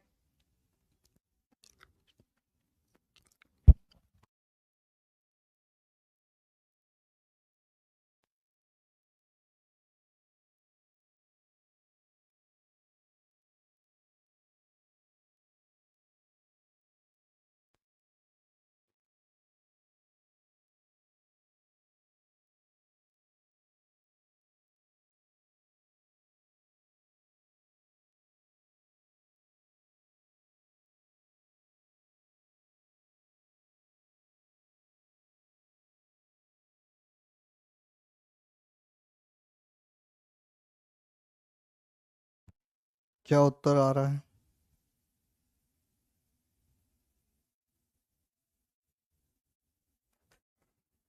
एन का न्यूनतम मान। यहाँ क्या चल रहा है देखते हैं। उत्तर A B C D. Iota आ रहा है, सिर्फ 4 ही आएगा। B is the right answer. JEE advance देख लेता हूँ, गलत स्टेप है तो आपका गलत है। 4 × 23 होगा। 2 आंसर है। 4n, आयोटा की घात 4n है तो 1 होगा। ठीक है, वेरी गुड, बहुत बढ़िया, वेरी गुड। ओके, क्या उत्तर आ रहा है? तो यहाँ पर इसको रोकते हैं। तो सही उत्तर जो है वो इधर पोल भेजते हैं और देखते हैं क्या मार्क करते हो तुम लोग। ए बी सी डी सही उत्तर। इसको सॉल्व कर लिया। इसको सॉल्व कैसे करते हैं? 1 + आयोटा से गुणा और 1 + आयोटा से भाग दे दो। तो नीचे क्या हो जाएगा? 1² - आयोटा² और ऊपर क्या हो जाएगा? 1 + आयोटा का होल स्क्वायर। 1 + आयोटा का होल स्क्वायर हो जाएगा 1 + आयोटा² +2 आयोटा। 1 - -1 +2 आयोटा/2। तो ये हो गया 0 + 2 आयोटा/2, यानी कि आयोटा। तो आंसर अंदर वाले का, ये जो अंदर जो संख्या लिखी हुई है यह आयोटा लिखी हुई है। अब बताओ एन का क्या मान रख दें? 48%। कुछ लोगों ने डी भी लगा दिया, कुछ लोगों ने ए भी लगा दिया। अरे भैया, आयोटा की घात एन है। अब एन के मान रख रख के देख लो ना, एन का न्यूनतम कितना मान रखें। अगर एन इज इक्वल टू 1 रखोगे तो ये क्या बन जाएगा? आयोटा की घात 1। क्या ये वास्तविक संख्या है? नहीं है। N is equal to 2, iota की घात 2 इज इक्वल टू आयोटा² - 1। क्या ये वास्तविक संख्या है? हाँ है। तो बस यही उत्तर हो जाएगा ना, न्यूनतम ही तो पूछा था। आयोटा की, अगर एन इक्वल टू 3 रखोगे, आयोटा की घात 3 minus iota, n is equal to 4 रखोगे, आयोटा की घात 4 1। इस पे भी वास्तविक आ रहा है, लेकिन हमको क्या कहा गया है? न्यूनतम। तो न्यूनतम क्या होगा? न्यूनतम हो जाएगा 2, उत्तर हो जाएगा 2। समझ गए बात को?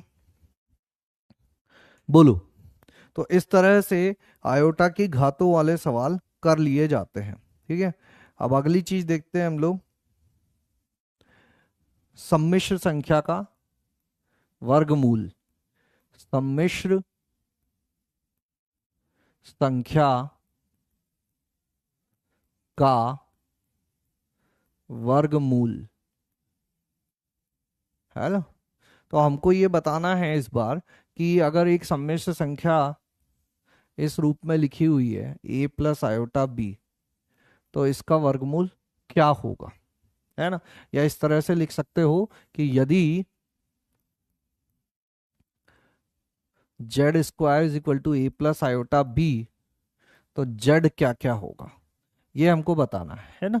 तो इसके लिए क्या है, एक फॉर्मूला बनाया गया है ना।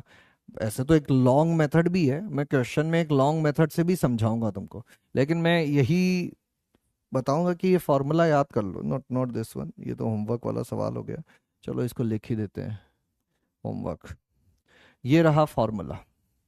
अगर √a + आयोटा b पता करना है तो क्या पता करो, मॉड्यूलस ऑफ जेड पता करो। अब ये मॉड्यूलस ऑफ जेड क्या हो गया?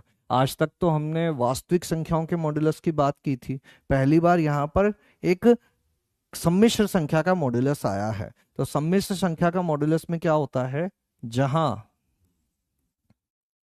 मॉड्यूलस ऑफ जेड जो होता है वो होता है under root of a square plus B square, है ना। तो किसी भी संख्या का अगर वर्गमूल पता करना है तो पहले क्या पता कर लो, मॉड्यूलस ऑफ जेड पता कर लो। एक बार मॉड्यूलस ऑफ जेड में इसका वास्तविक भाग जोड़ दो, बटे 2 कर दो, अंडर रूट ले लो, ये पूरे का अंडर रूट है, ठीक है। और इसी तरह से काल्पनिक भाग में से उस वास्तविक भाग मॉड्यूलस में से वास्तविक भाग को घटा दो और बटे 2 लिख दो। और यहाँ पे क्या लिखा हुआ है, बी बटा मॉड बी। बी बटे मॉड बी का क्या अर्थ है कि अगर बी ऋणात्मक है तो भी धनात्मक हो जाएगा, धनात्मक है तो धनात्मक रहेगा ही। घबराने की जरूरत नहीं है, एक सवाल लेता हूं उससे समझाता हूं इस सूत्र को।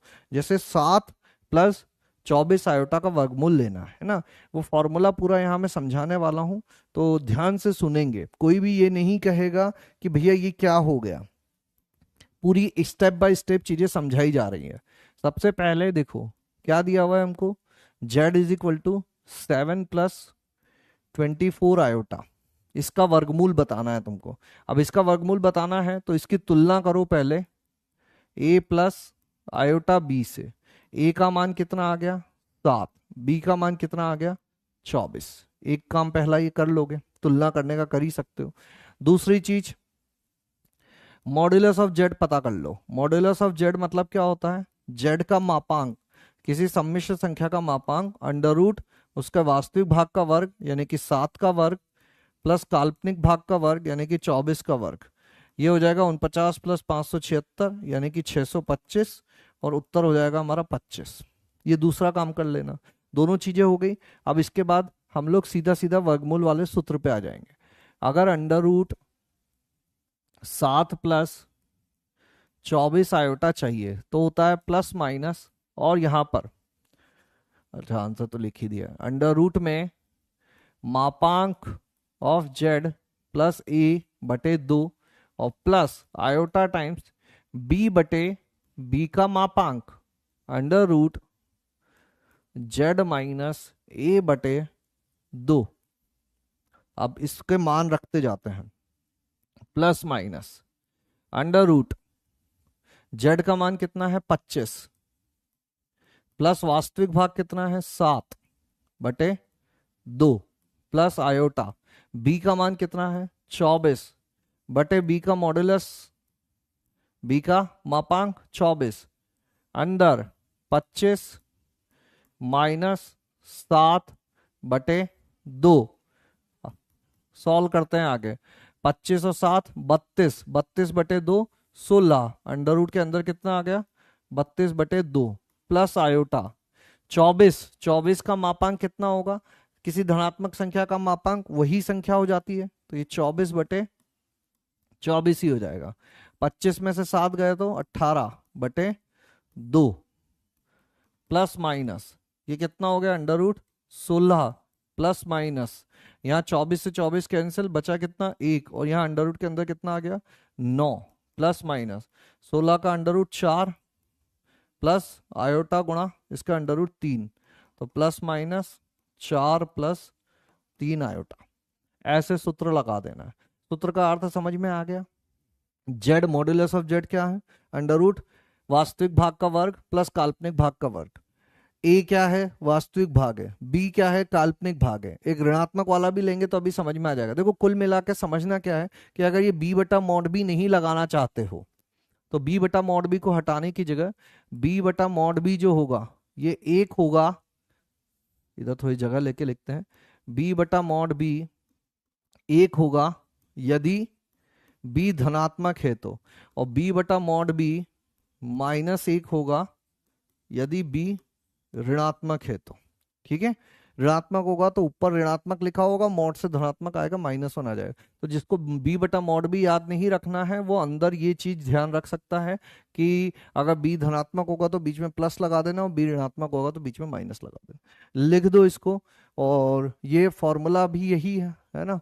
फॉर्मूला क्या होगा यहाँ लिख देता हूं मैं, under root A plus iota B. तो जो ऊपर लिखा हुआ यही फॉर्मूला है, 7 + 24 आयोटा। और बताओ भैया कितने लोगों को ये बात समझ में आई है, कितने लोगों को यह सूत्र समझ में आया है? बहुत बढ़िया। हाँ कर देंगे, बिल्कुल कर देंगे। Very good. फॉर्मूला में दो अंडर रूट में नहीं है, हाँ तो वो वहां लिख नहीं रखा है, मैं बोल रहा हूँ वो बात नहीं माननी है। सर देखो, बोल रहे हो सर, आप बोल रहे हो उससे क्या मतलब है, सामने तो कुछ और लिखा हुआ है। अरे तो फिर मेरी जरूरत क्या है यहाँ पे? अगर किताबी चीजें, लिखी हुई चीजें ही पढ़नी है तो फिर मेरी जरूरत खत्म हो जाती है ना। तो मेरी जरूरत को खत्म मत करो, बना रहने दो मुझे यहाँ पे, है ना। लिखो इसको, ये बात ध्यान रख लेना। अभी एक ऋणात्मक वाला भी करेंगे तो उससे और ज्यादा क्लैरिटी आ जाएगी। अभी एक ऋणात्मक वाला भी करेंगे तो उससे और क्लैरिटी आ जाएगी। देखते हैं क्या चल रहा है यहाँ पे, समझ में आया कि नहीं आया ये बात? बहुत बढ़िया। हाँ क्लियर, वेरी गुड। ये नॉर्मूला मॉड्यूल में नहीं है, आ गया समझ में। Very good. Z+A Z-A करके, बिल्कुल। प्लस माइनस नहीं होता है, अंडर रूट से केवल प्लस बाहर आता है ना। अंडर रूट जो होता है वो धनात्मक संख्या होती है। अंडर रूट 16 केवल +4 होगा, माइनस नहीं होगा। अंडर रूट से हमेशा धनात्मक संख्या ही आती है। जिन लोगों को अंडर रूट 16 4 होगा, अंडर रूट 16 +-4 नहीं होता है, ये गलत बात है। ये ऊपर वाली सही है, केवल धनात्मक चीजें आती है बाहर। ठीक है, तो जिन्होंने कर लिया वो इसका उत्तर बताओ। इस बार दोनों जो है वो ऋणात्मक ले लिया हमने, ए भी ऋणात्मक है और बी भी ऋणात्मक है। अब ध्यान से करना भैया, फॉर्मूला अगर तुम चाहते हो तो यहाँ मैं एक और बार लिख देता हूँ। Under root A plus B iota, बाहर प्लस माइनस, अंडर रूट के अंदर मॉडुलस ऑफ जेड प्लस ए बटा 2 प्लस आयोटा बी बटा मॉड बी, अंडर रूट के अंदर मॉडुलस ऑफ जेड -A/2। कितना होगा?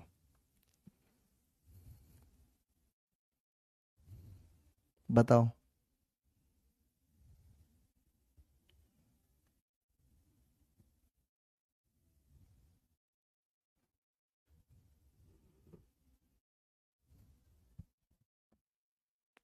अंडर रूट के अंदर ए प्लस आयोटा बी।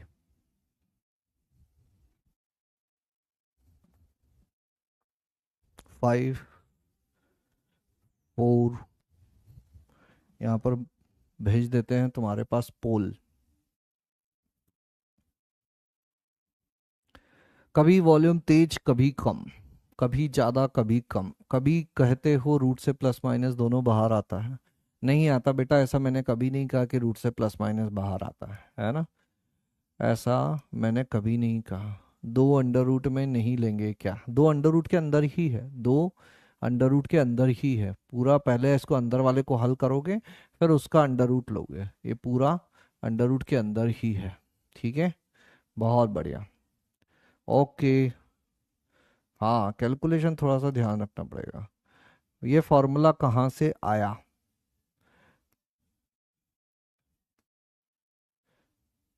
देखो ये क्या किया गया, एक मेथड भी है जिससे हम लोग सॉल्व कर सकते हैं, लेकिन उस मेथड में बहुत सारा कुछ करना पड़ता है ना। तो उससे अच्छा है कि हम इसको हल कर लें। कैसे करना पड़ता है मैं बताऊंगा अभी, है ना, चिंता मत करो।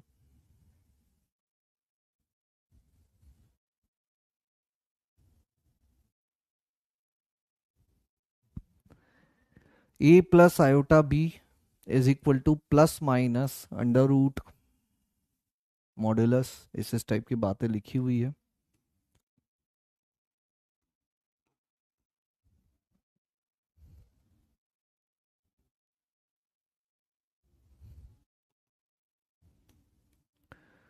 तो सबसे पहले किसका अंडर रूट बताना है हमको, -8 -6 आयोटा का। तो इसको मान लो a प्लस बी आयोटा। ए की जगह -8, बी की जगह -6।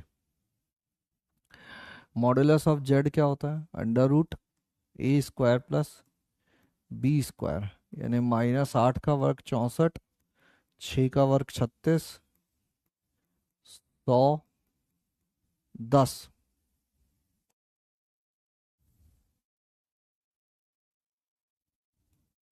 ठीक है, ये हो गया modulus z is equal to 10। अब इस फॉर्मूला में रख दें तो under root -8 -6 iota plus minus under root के अंदर 10 प्लस ए का मान कितना है, -8 बटे 2 प्लस, अब देखो ये b बटा मॉड b, मैंने क्या कहा नेगेटिव है तो इसको -1 कर देना है ना, और पूरा देखना है किसी को, तो b की जगह लिखो -6 और यहाँ -6 का मापांक। और ये बात ध्यान रखना, अगर मापांक पड़ा होगा तो ये बात समझ में आएगी, है ना। और यहाँ पर 10 माइनस ए का मान कितना है, -8 बटे 2। तो ये हो गया प्लस माइनस अंडर रूट 10 -8 यानी कि 2 बटे 2 प्लस आयोटा। ऊपर तो -6 ही है और किसी भी संख्या का मापांक लेते हैं तो वो धनात्मक हो जाती है। 18 बटे 2। अब यहाँ पे कितना आ जाएगा, अंडर रूट के अंदर 1 प्लस ये कितना हो जाएगा -1, अंडर रूट के अंदर 9, ये हो जाएगा 1 -3 आयोटा।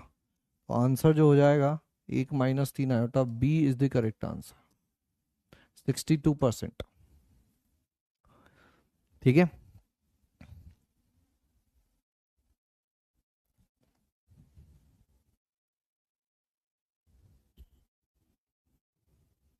चलिए फिर आगे बढ़ते हैं, एक सवाल और करते हैं।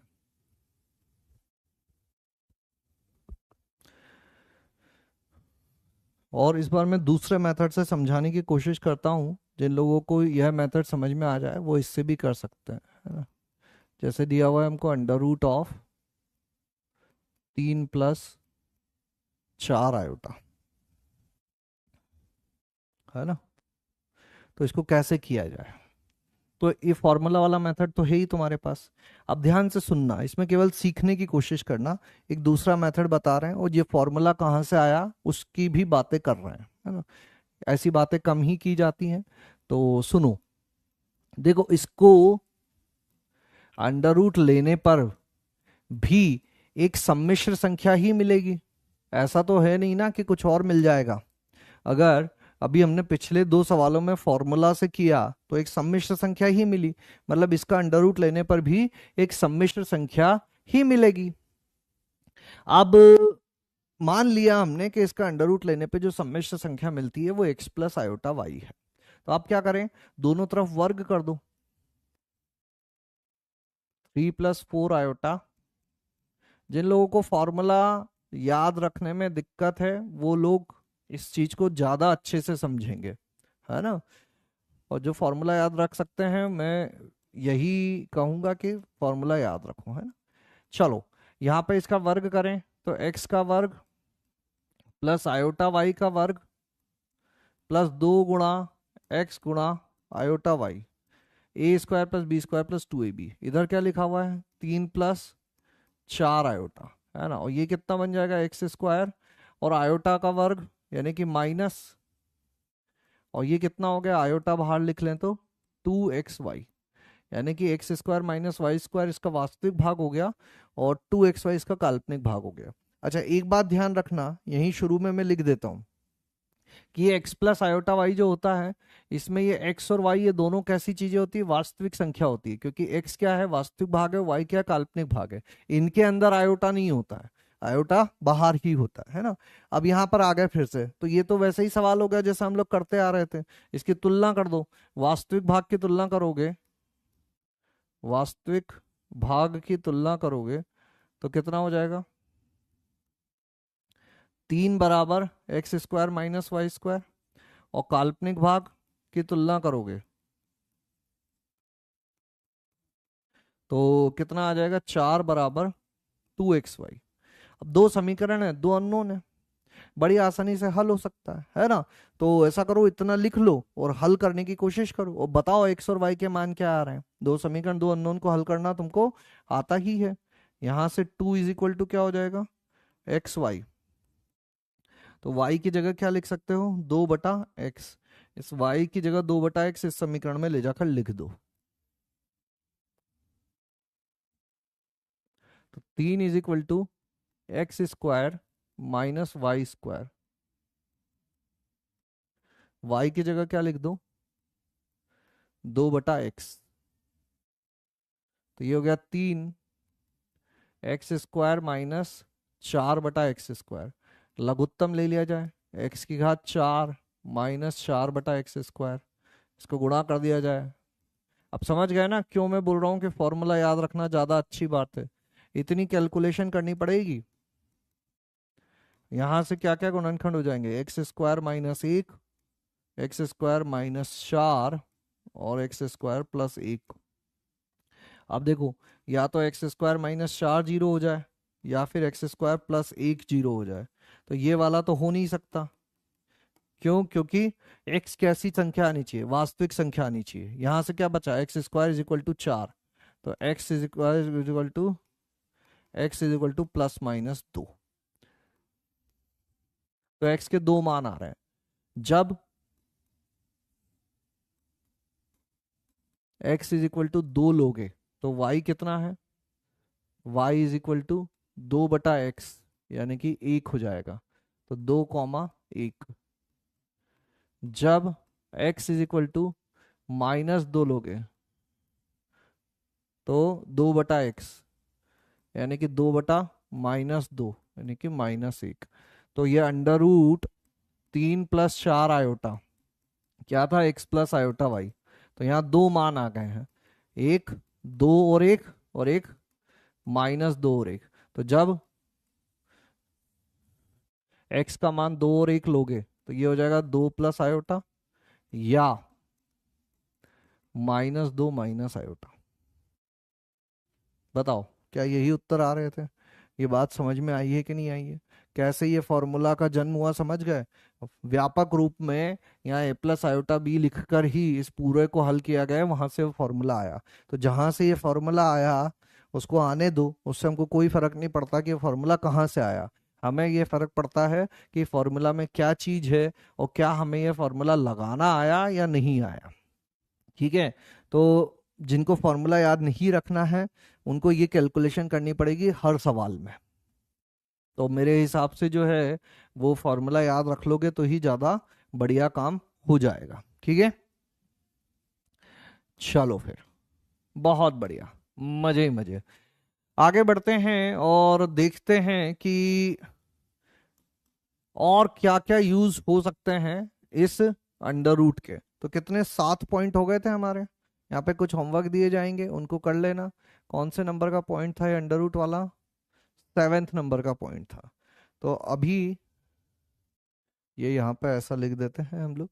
सूत्र लिख ही दिया है वैसे तो।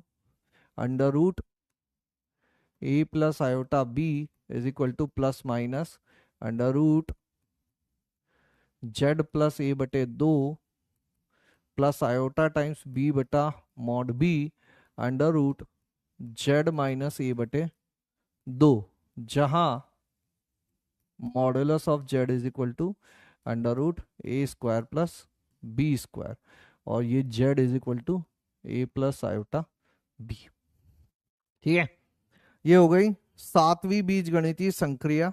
अब इसको आगे बढ़ाते हैं और अगली बीजगणितीय संक्रिया पे चलते हैं। ये वाला हमने कर लिया है अभी। 8वां नंबर, 8वां नंबर, सम्मिश्र संख्याओं में द्विघात देखो ये थोड़ी सी टफ चीजें होती जाएंगी, है ना। लगभग हम लोग जो बेसिक ऑपरेशंस होते थे, जो हमारी छोटी छोटी सी चीजें होती थी, जोड़ना, घटाना, गुणा करना, व्युत्क्रम करना, भाग देना, घाते, ये सब चीजें कर करा के आ गए, वर्गमूल। और अब हम लोग कैसी संक्रियाओं पर आ गए हैं जो कि हमने इसी साल पढ़ना शुरू करी थी, द्विघात। जैसे 9वीं 10वीं में थोड़ी बहुत द्विघात पढ़ी थी। अभी तक जो हम लोग द्विघात पढ़ते थे वो कैसे पढ़ते थे, सुनना भैया, लिखने की जल्दी मत करना। ax² plus bx plus c is equal to 0। इसमें यहां पर दो बातें लिखते थे हम लोग कि ए शून्य नहीं होना चाहिए और ए बी सी वास्तविक संख्याएं होनी चाहिए। तो जो मूल होते हैं वो होते हैं -b plus minus b² -4ac बटा 2a। और मूलों की प्रकृति क्या होती है, मूलों की प्रकृति है, मूलों, पहले तो गुणांक और मूलों के मध्य संबंध लिखें। तो alpha plus beta minus b बटा ए होता है, अल्फा गुणा बीटा सी बटा ए होता है।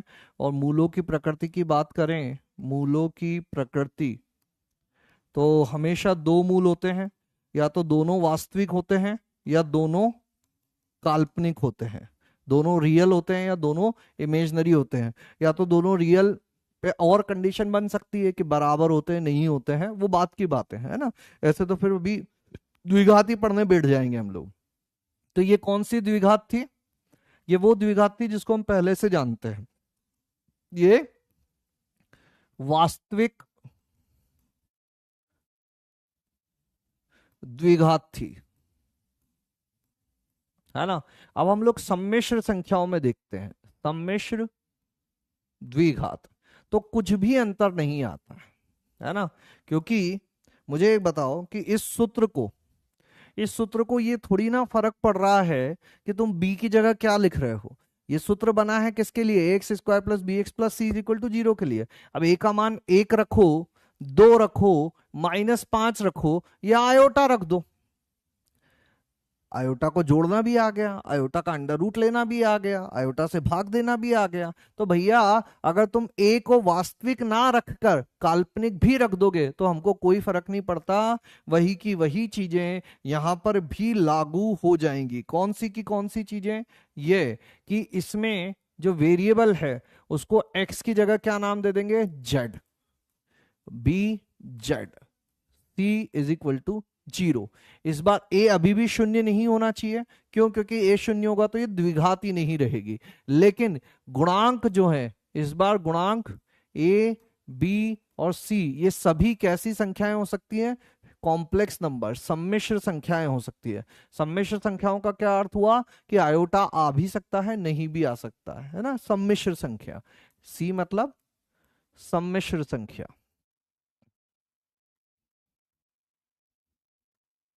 और सूत्र भी यही है, बस x की जगह z लिख दो। अब b में आयोटा होगा तो आयोटा लिख देना, नहीं होगा तो मत लिखना। b² -4ac पूरा हल करना, उसमें आयोटा होगा तो लिख देना, नहीं होगा मत लिखना। a में आयोटा होगा लिख देना, नहीं होगा मत लिखना। ठीक है। यहां पर भी मूलों का योग वही का वही है, क्योंकि इसको कोई फर्क नहीं पड़ता कि तुमने क्या लिखा था। मूलों का योग हम लोग कैसे पता करते हैं, एक गुणांक कम वाले, एक घात कम वाले का गुणांक बटा मुख्य गुणांक, और दूसरा मूल c बटा a।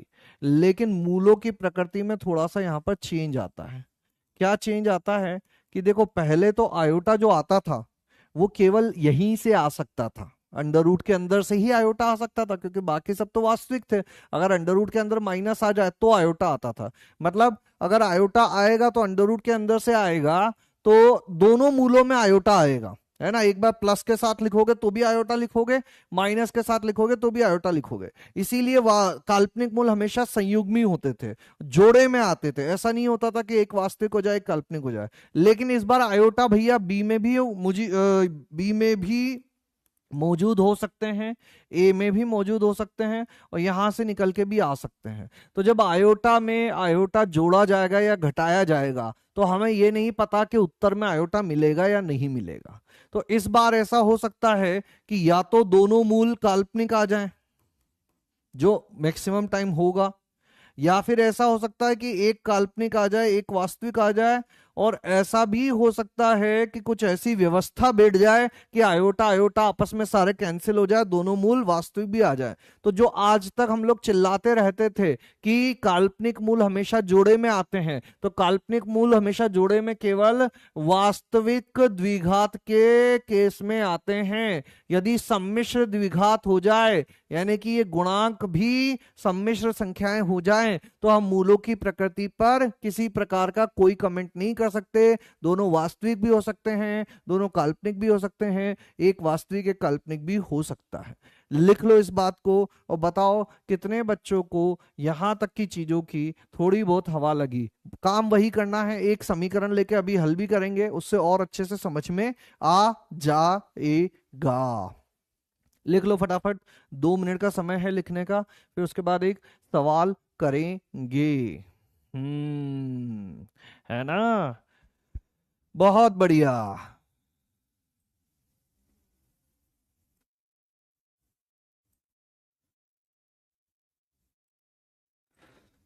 बहुत बढ़िया। लिख लो इसको। भैया ये आखिरी बीज गणितीय संक्रिया है, इसके बाद हम लोग सम्मिश्र संख्याओं के निरूपण पर चले जाएंगे, है ना? तो परेशान नहीं होना है।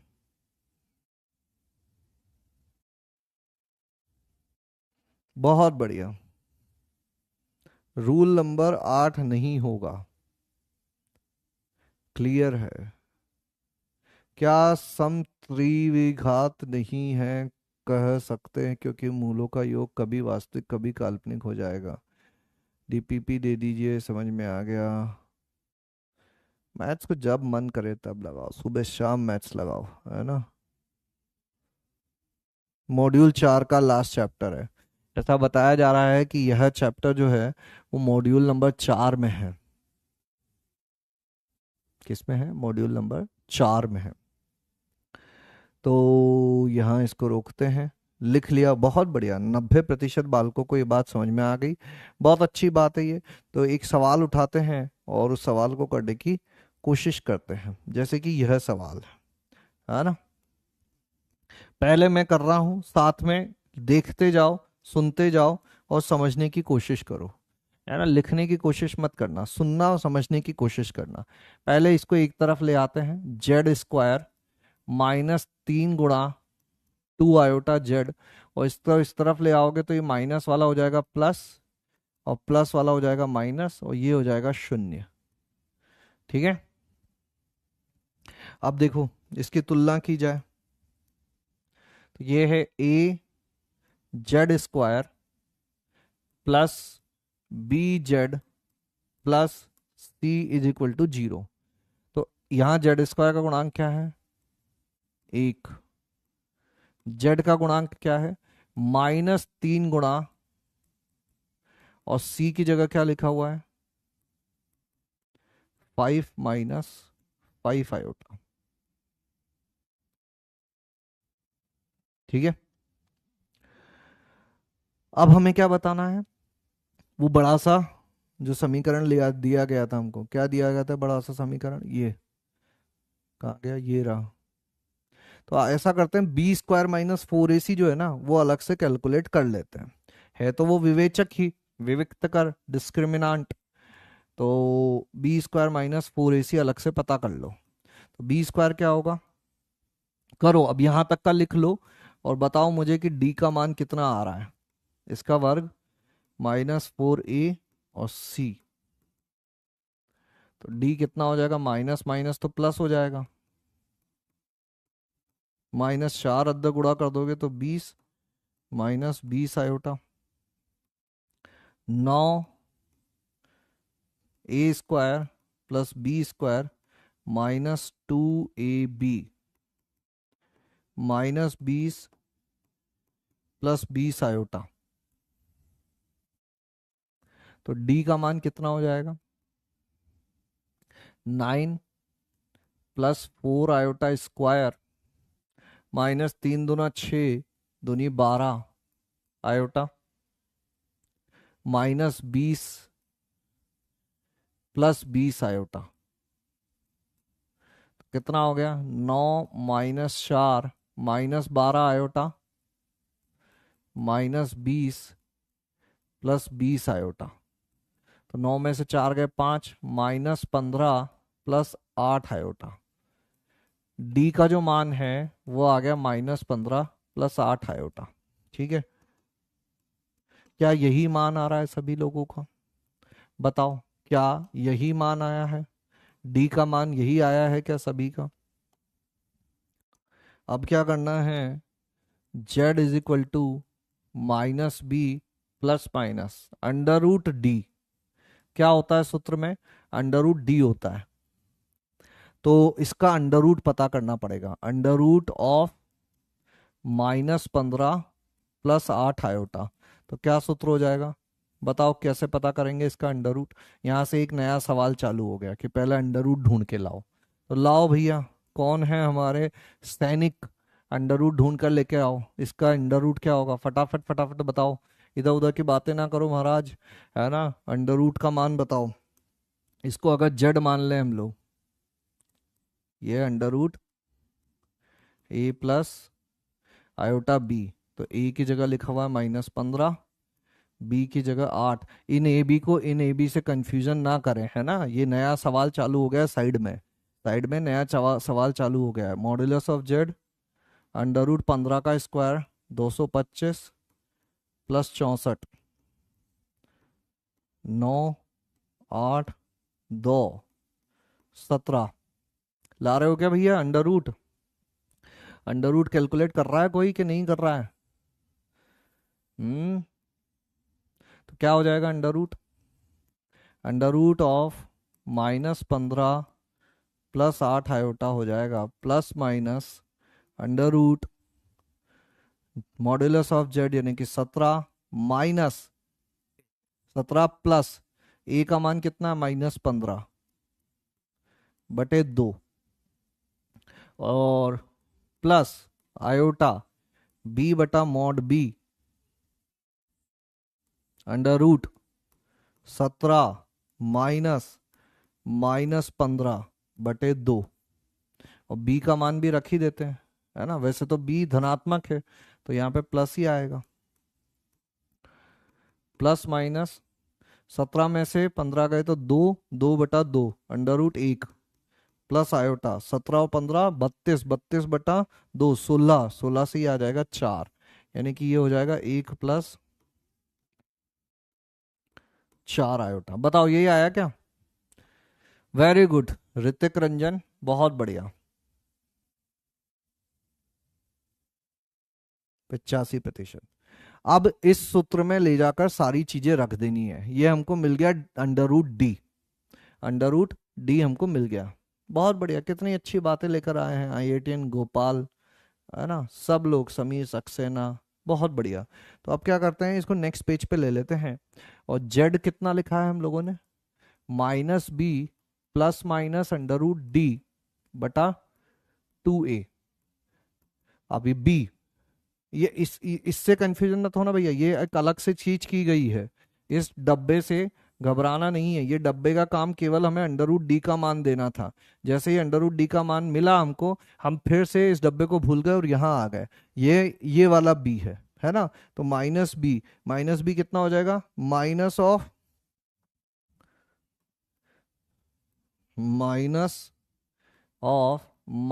Of 3 - 2 iota. यही बी का मान है। बी का मान कितना है? -3 - 2 आयोटा। अच्छा, √d कितना आया? +-1 + 4 आयोटा। तो +-1 + 4 आयोटा बटे ए का मान तो यहाँ एक ही है। बहुत बढ़िया काम हो गया। और ऊपर क्या है? 3 - 2 आयोटा +-1 + 4 आयोटा बटे 2। यानी कि एक बार प्लस वाला चिन्ह ले लें तो जेड कितना हो जाएगा? 3 - 2 आयोटा +1 + 4 आयोटा बटे 2। तो कितना हो गया? 4 + 2 आयोटा बटे 2। तो पहला मान आया 2 प्लस आयोटा। और माइनस वाला चिन्ह ले लोगे तो ये हो जाएगा 3 - 2 आयोटा -1 + 4 आयोटा बटे 2। तो ऊपर हो जाएगा 2 - 6 बटे 2। तो देखो, दोनों मूल काल्पनिक हैं और संयुग्मी भी नहीं है। हाँ, आ सकता है ऐसा क्वेश्चन एग्जाम में। दोनों मूल काल्पनिक हैं और संयुग्मी भी नहीं है। ठीक है। अब यहां पर एक क्वेश्चन क्वाड्रेटिक के लिए भी दिया जाएगा। कितने बच्चों को यह सवाल समझ में आ गया है? कितने बच्चों को यह सवाल समझ में आ गया है? बताओ फटाफट फटाफट फटाफट। कितने बच्चों को यह सवाल समझ में आ गया है?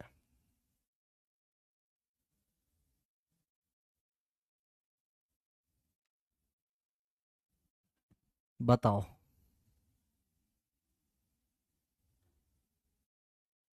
क्लियर?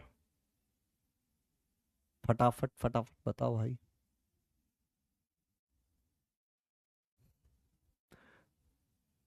10, 9, 8, 7, 6, 5, 4, 3, 2, 1। बहुत बढ़िया।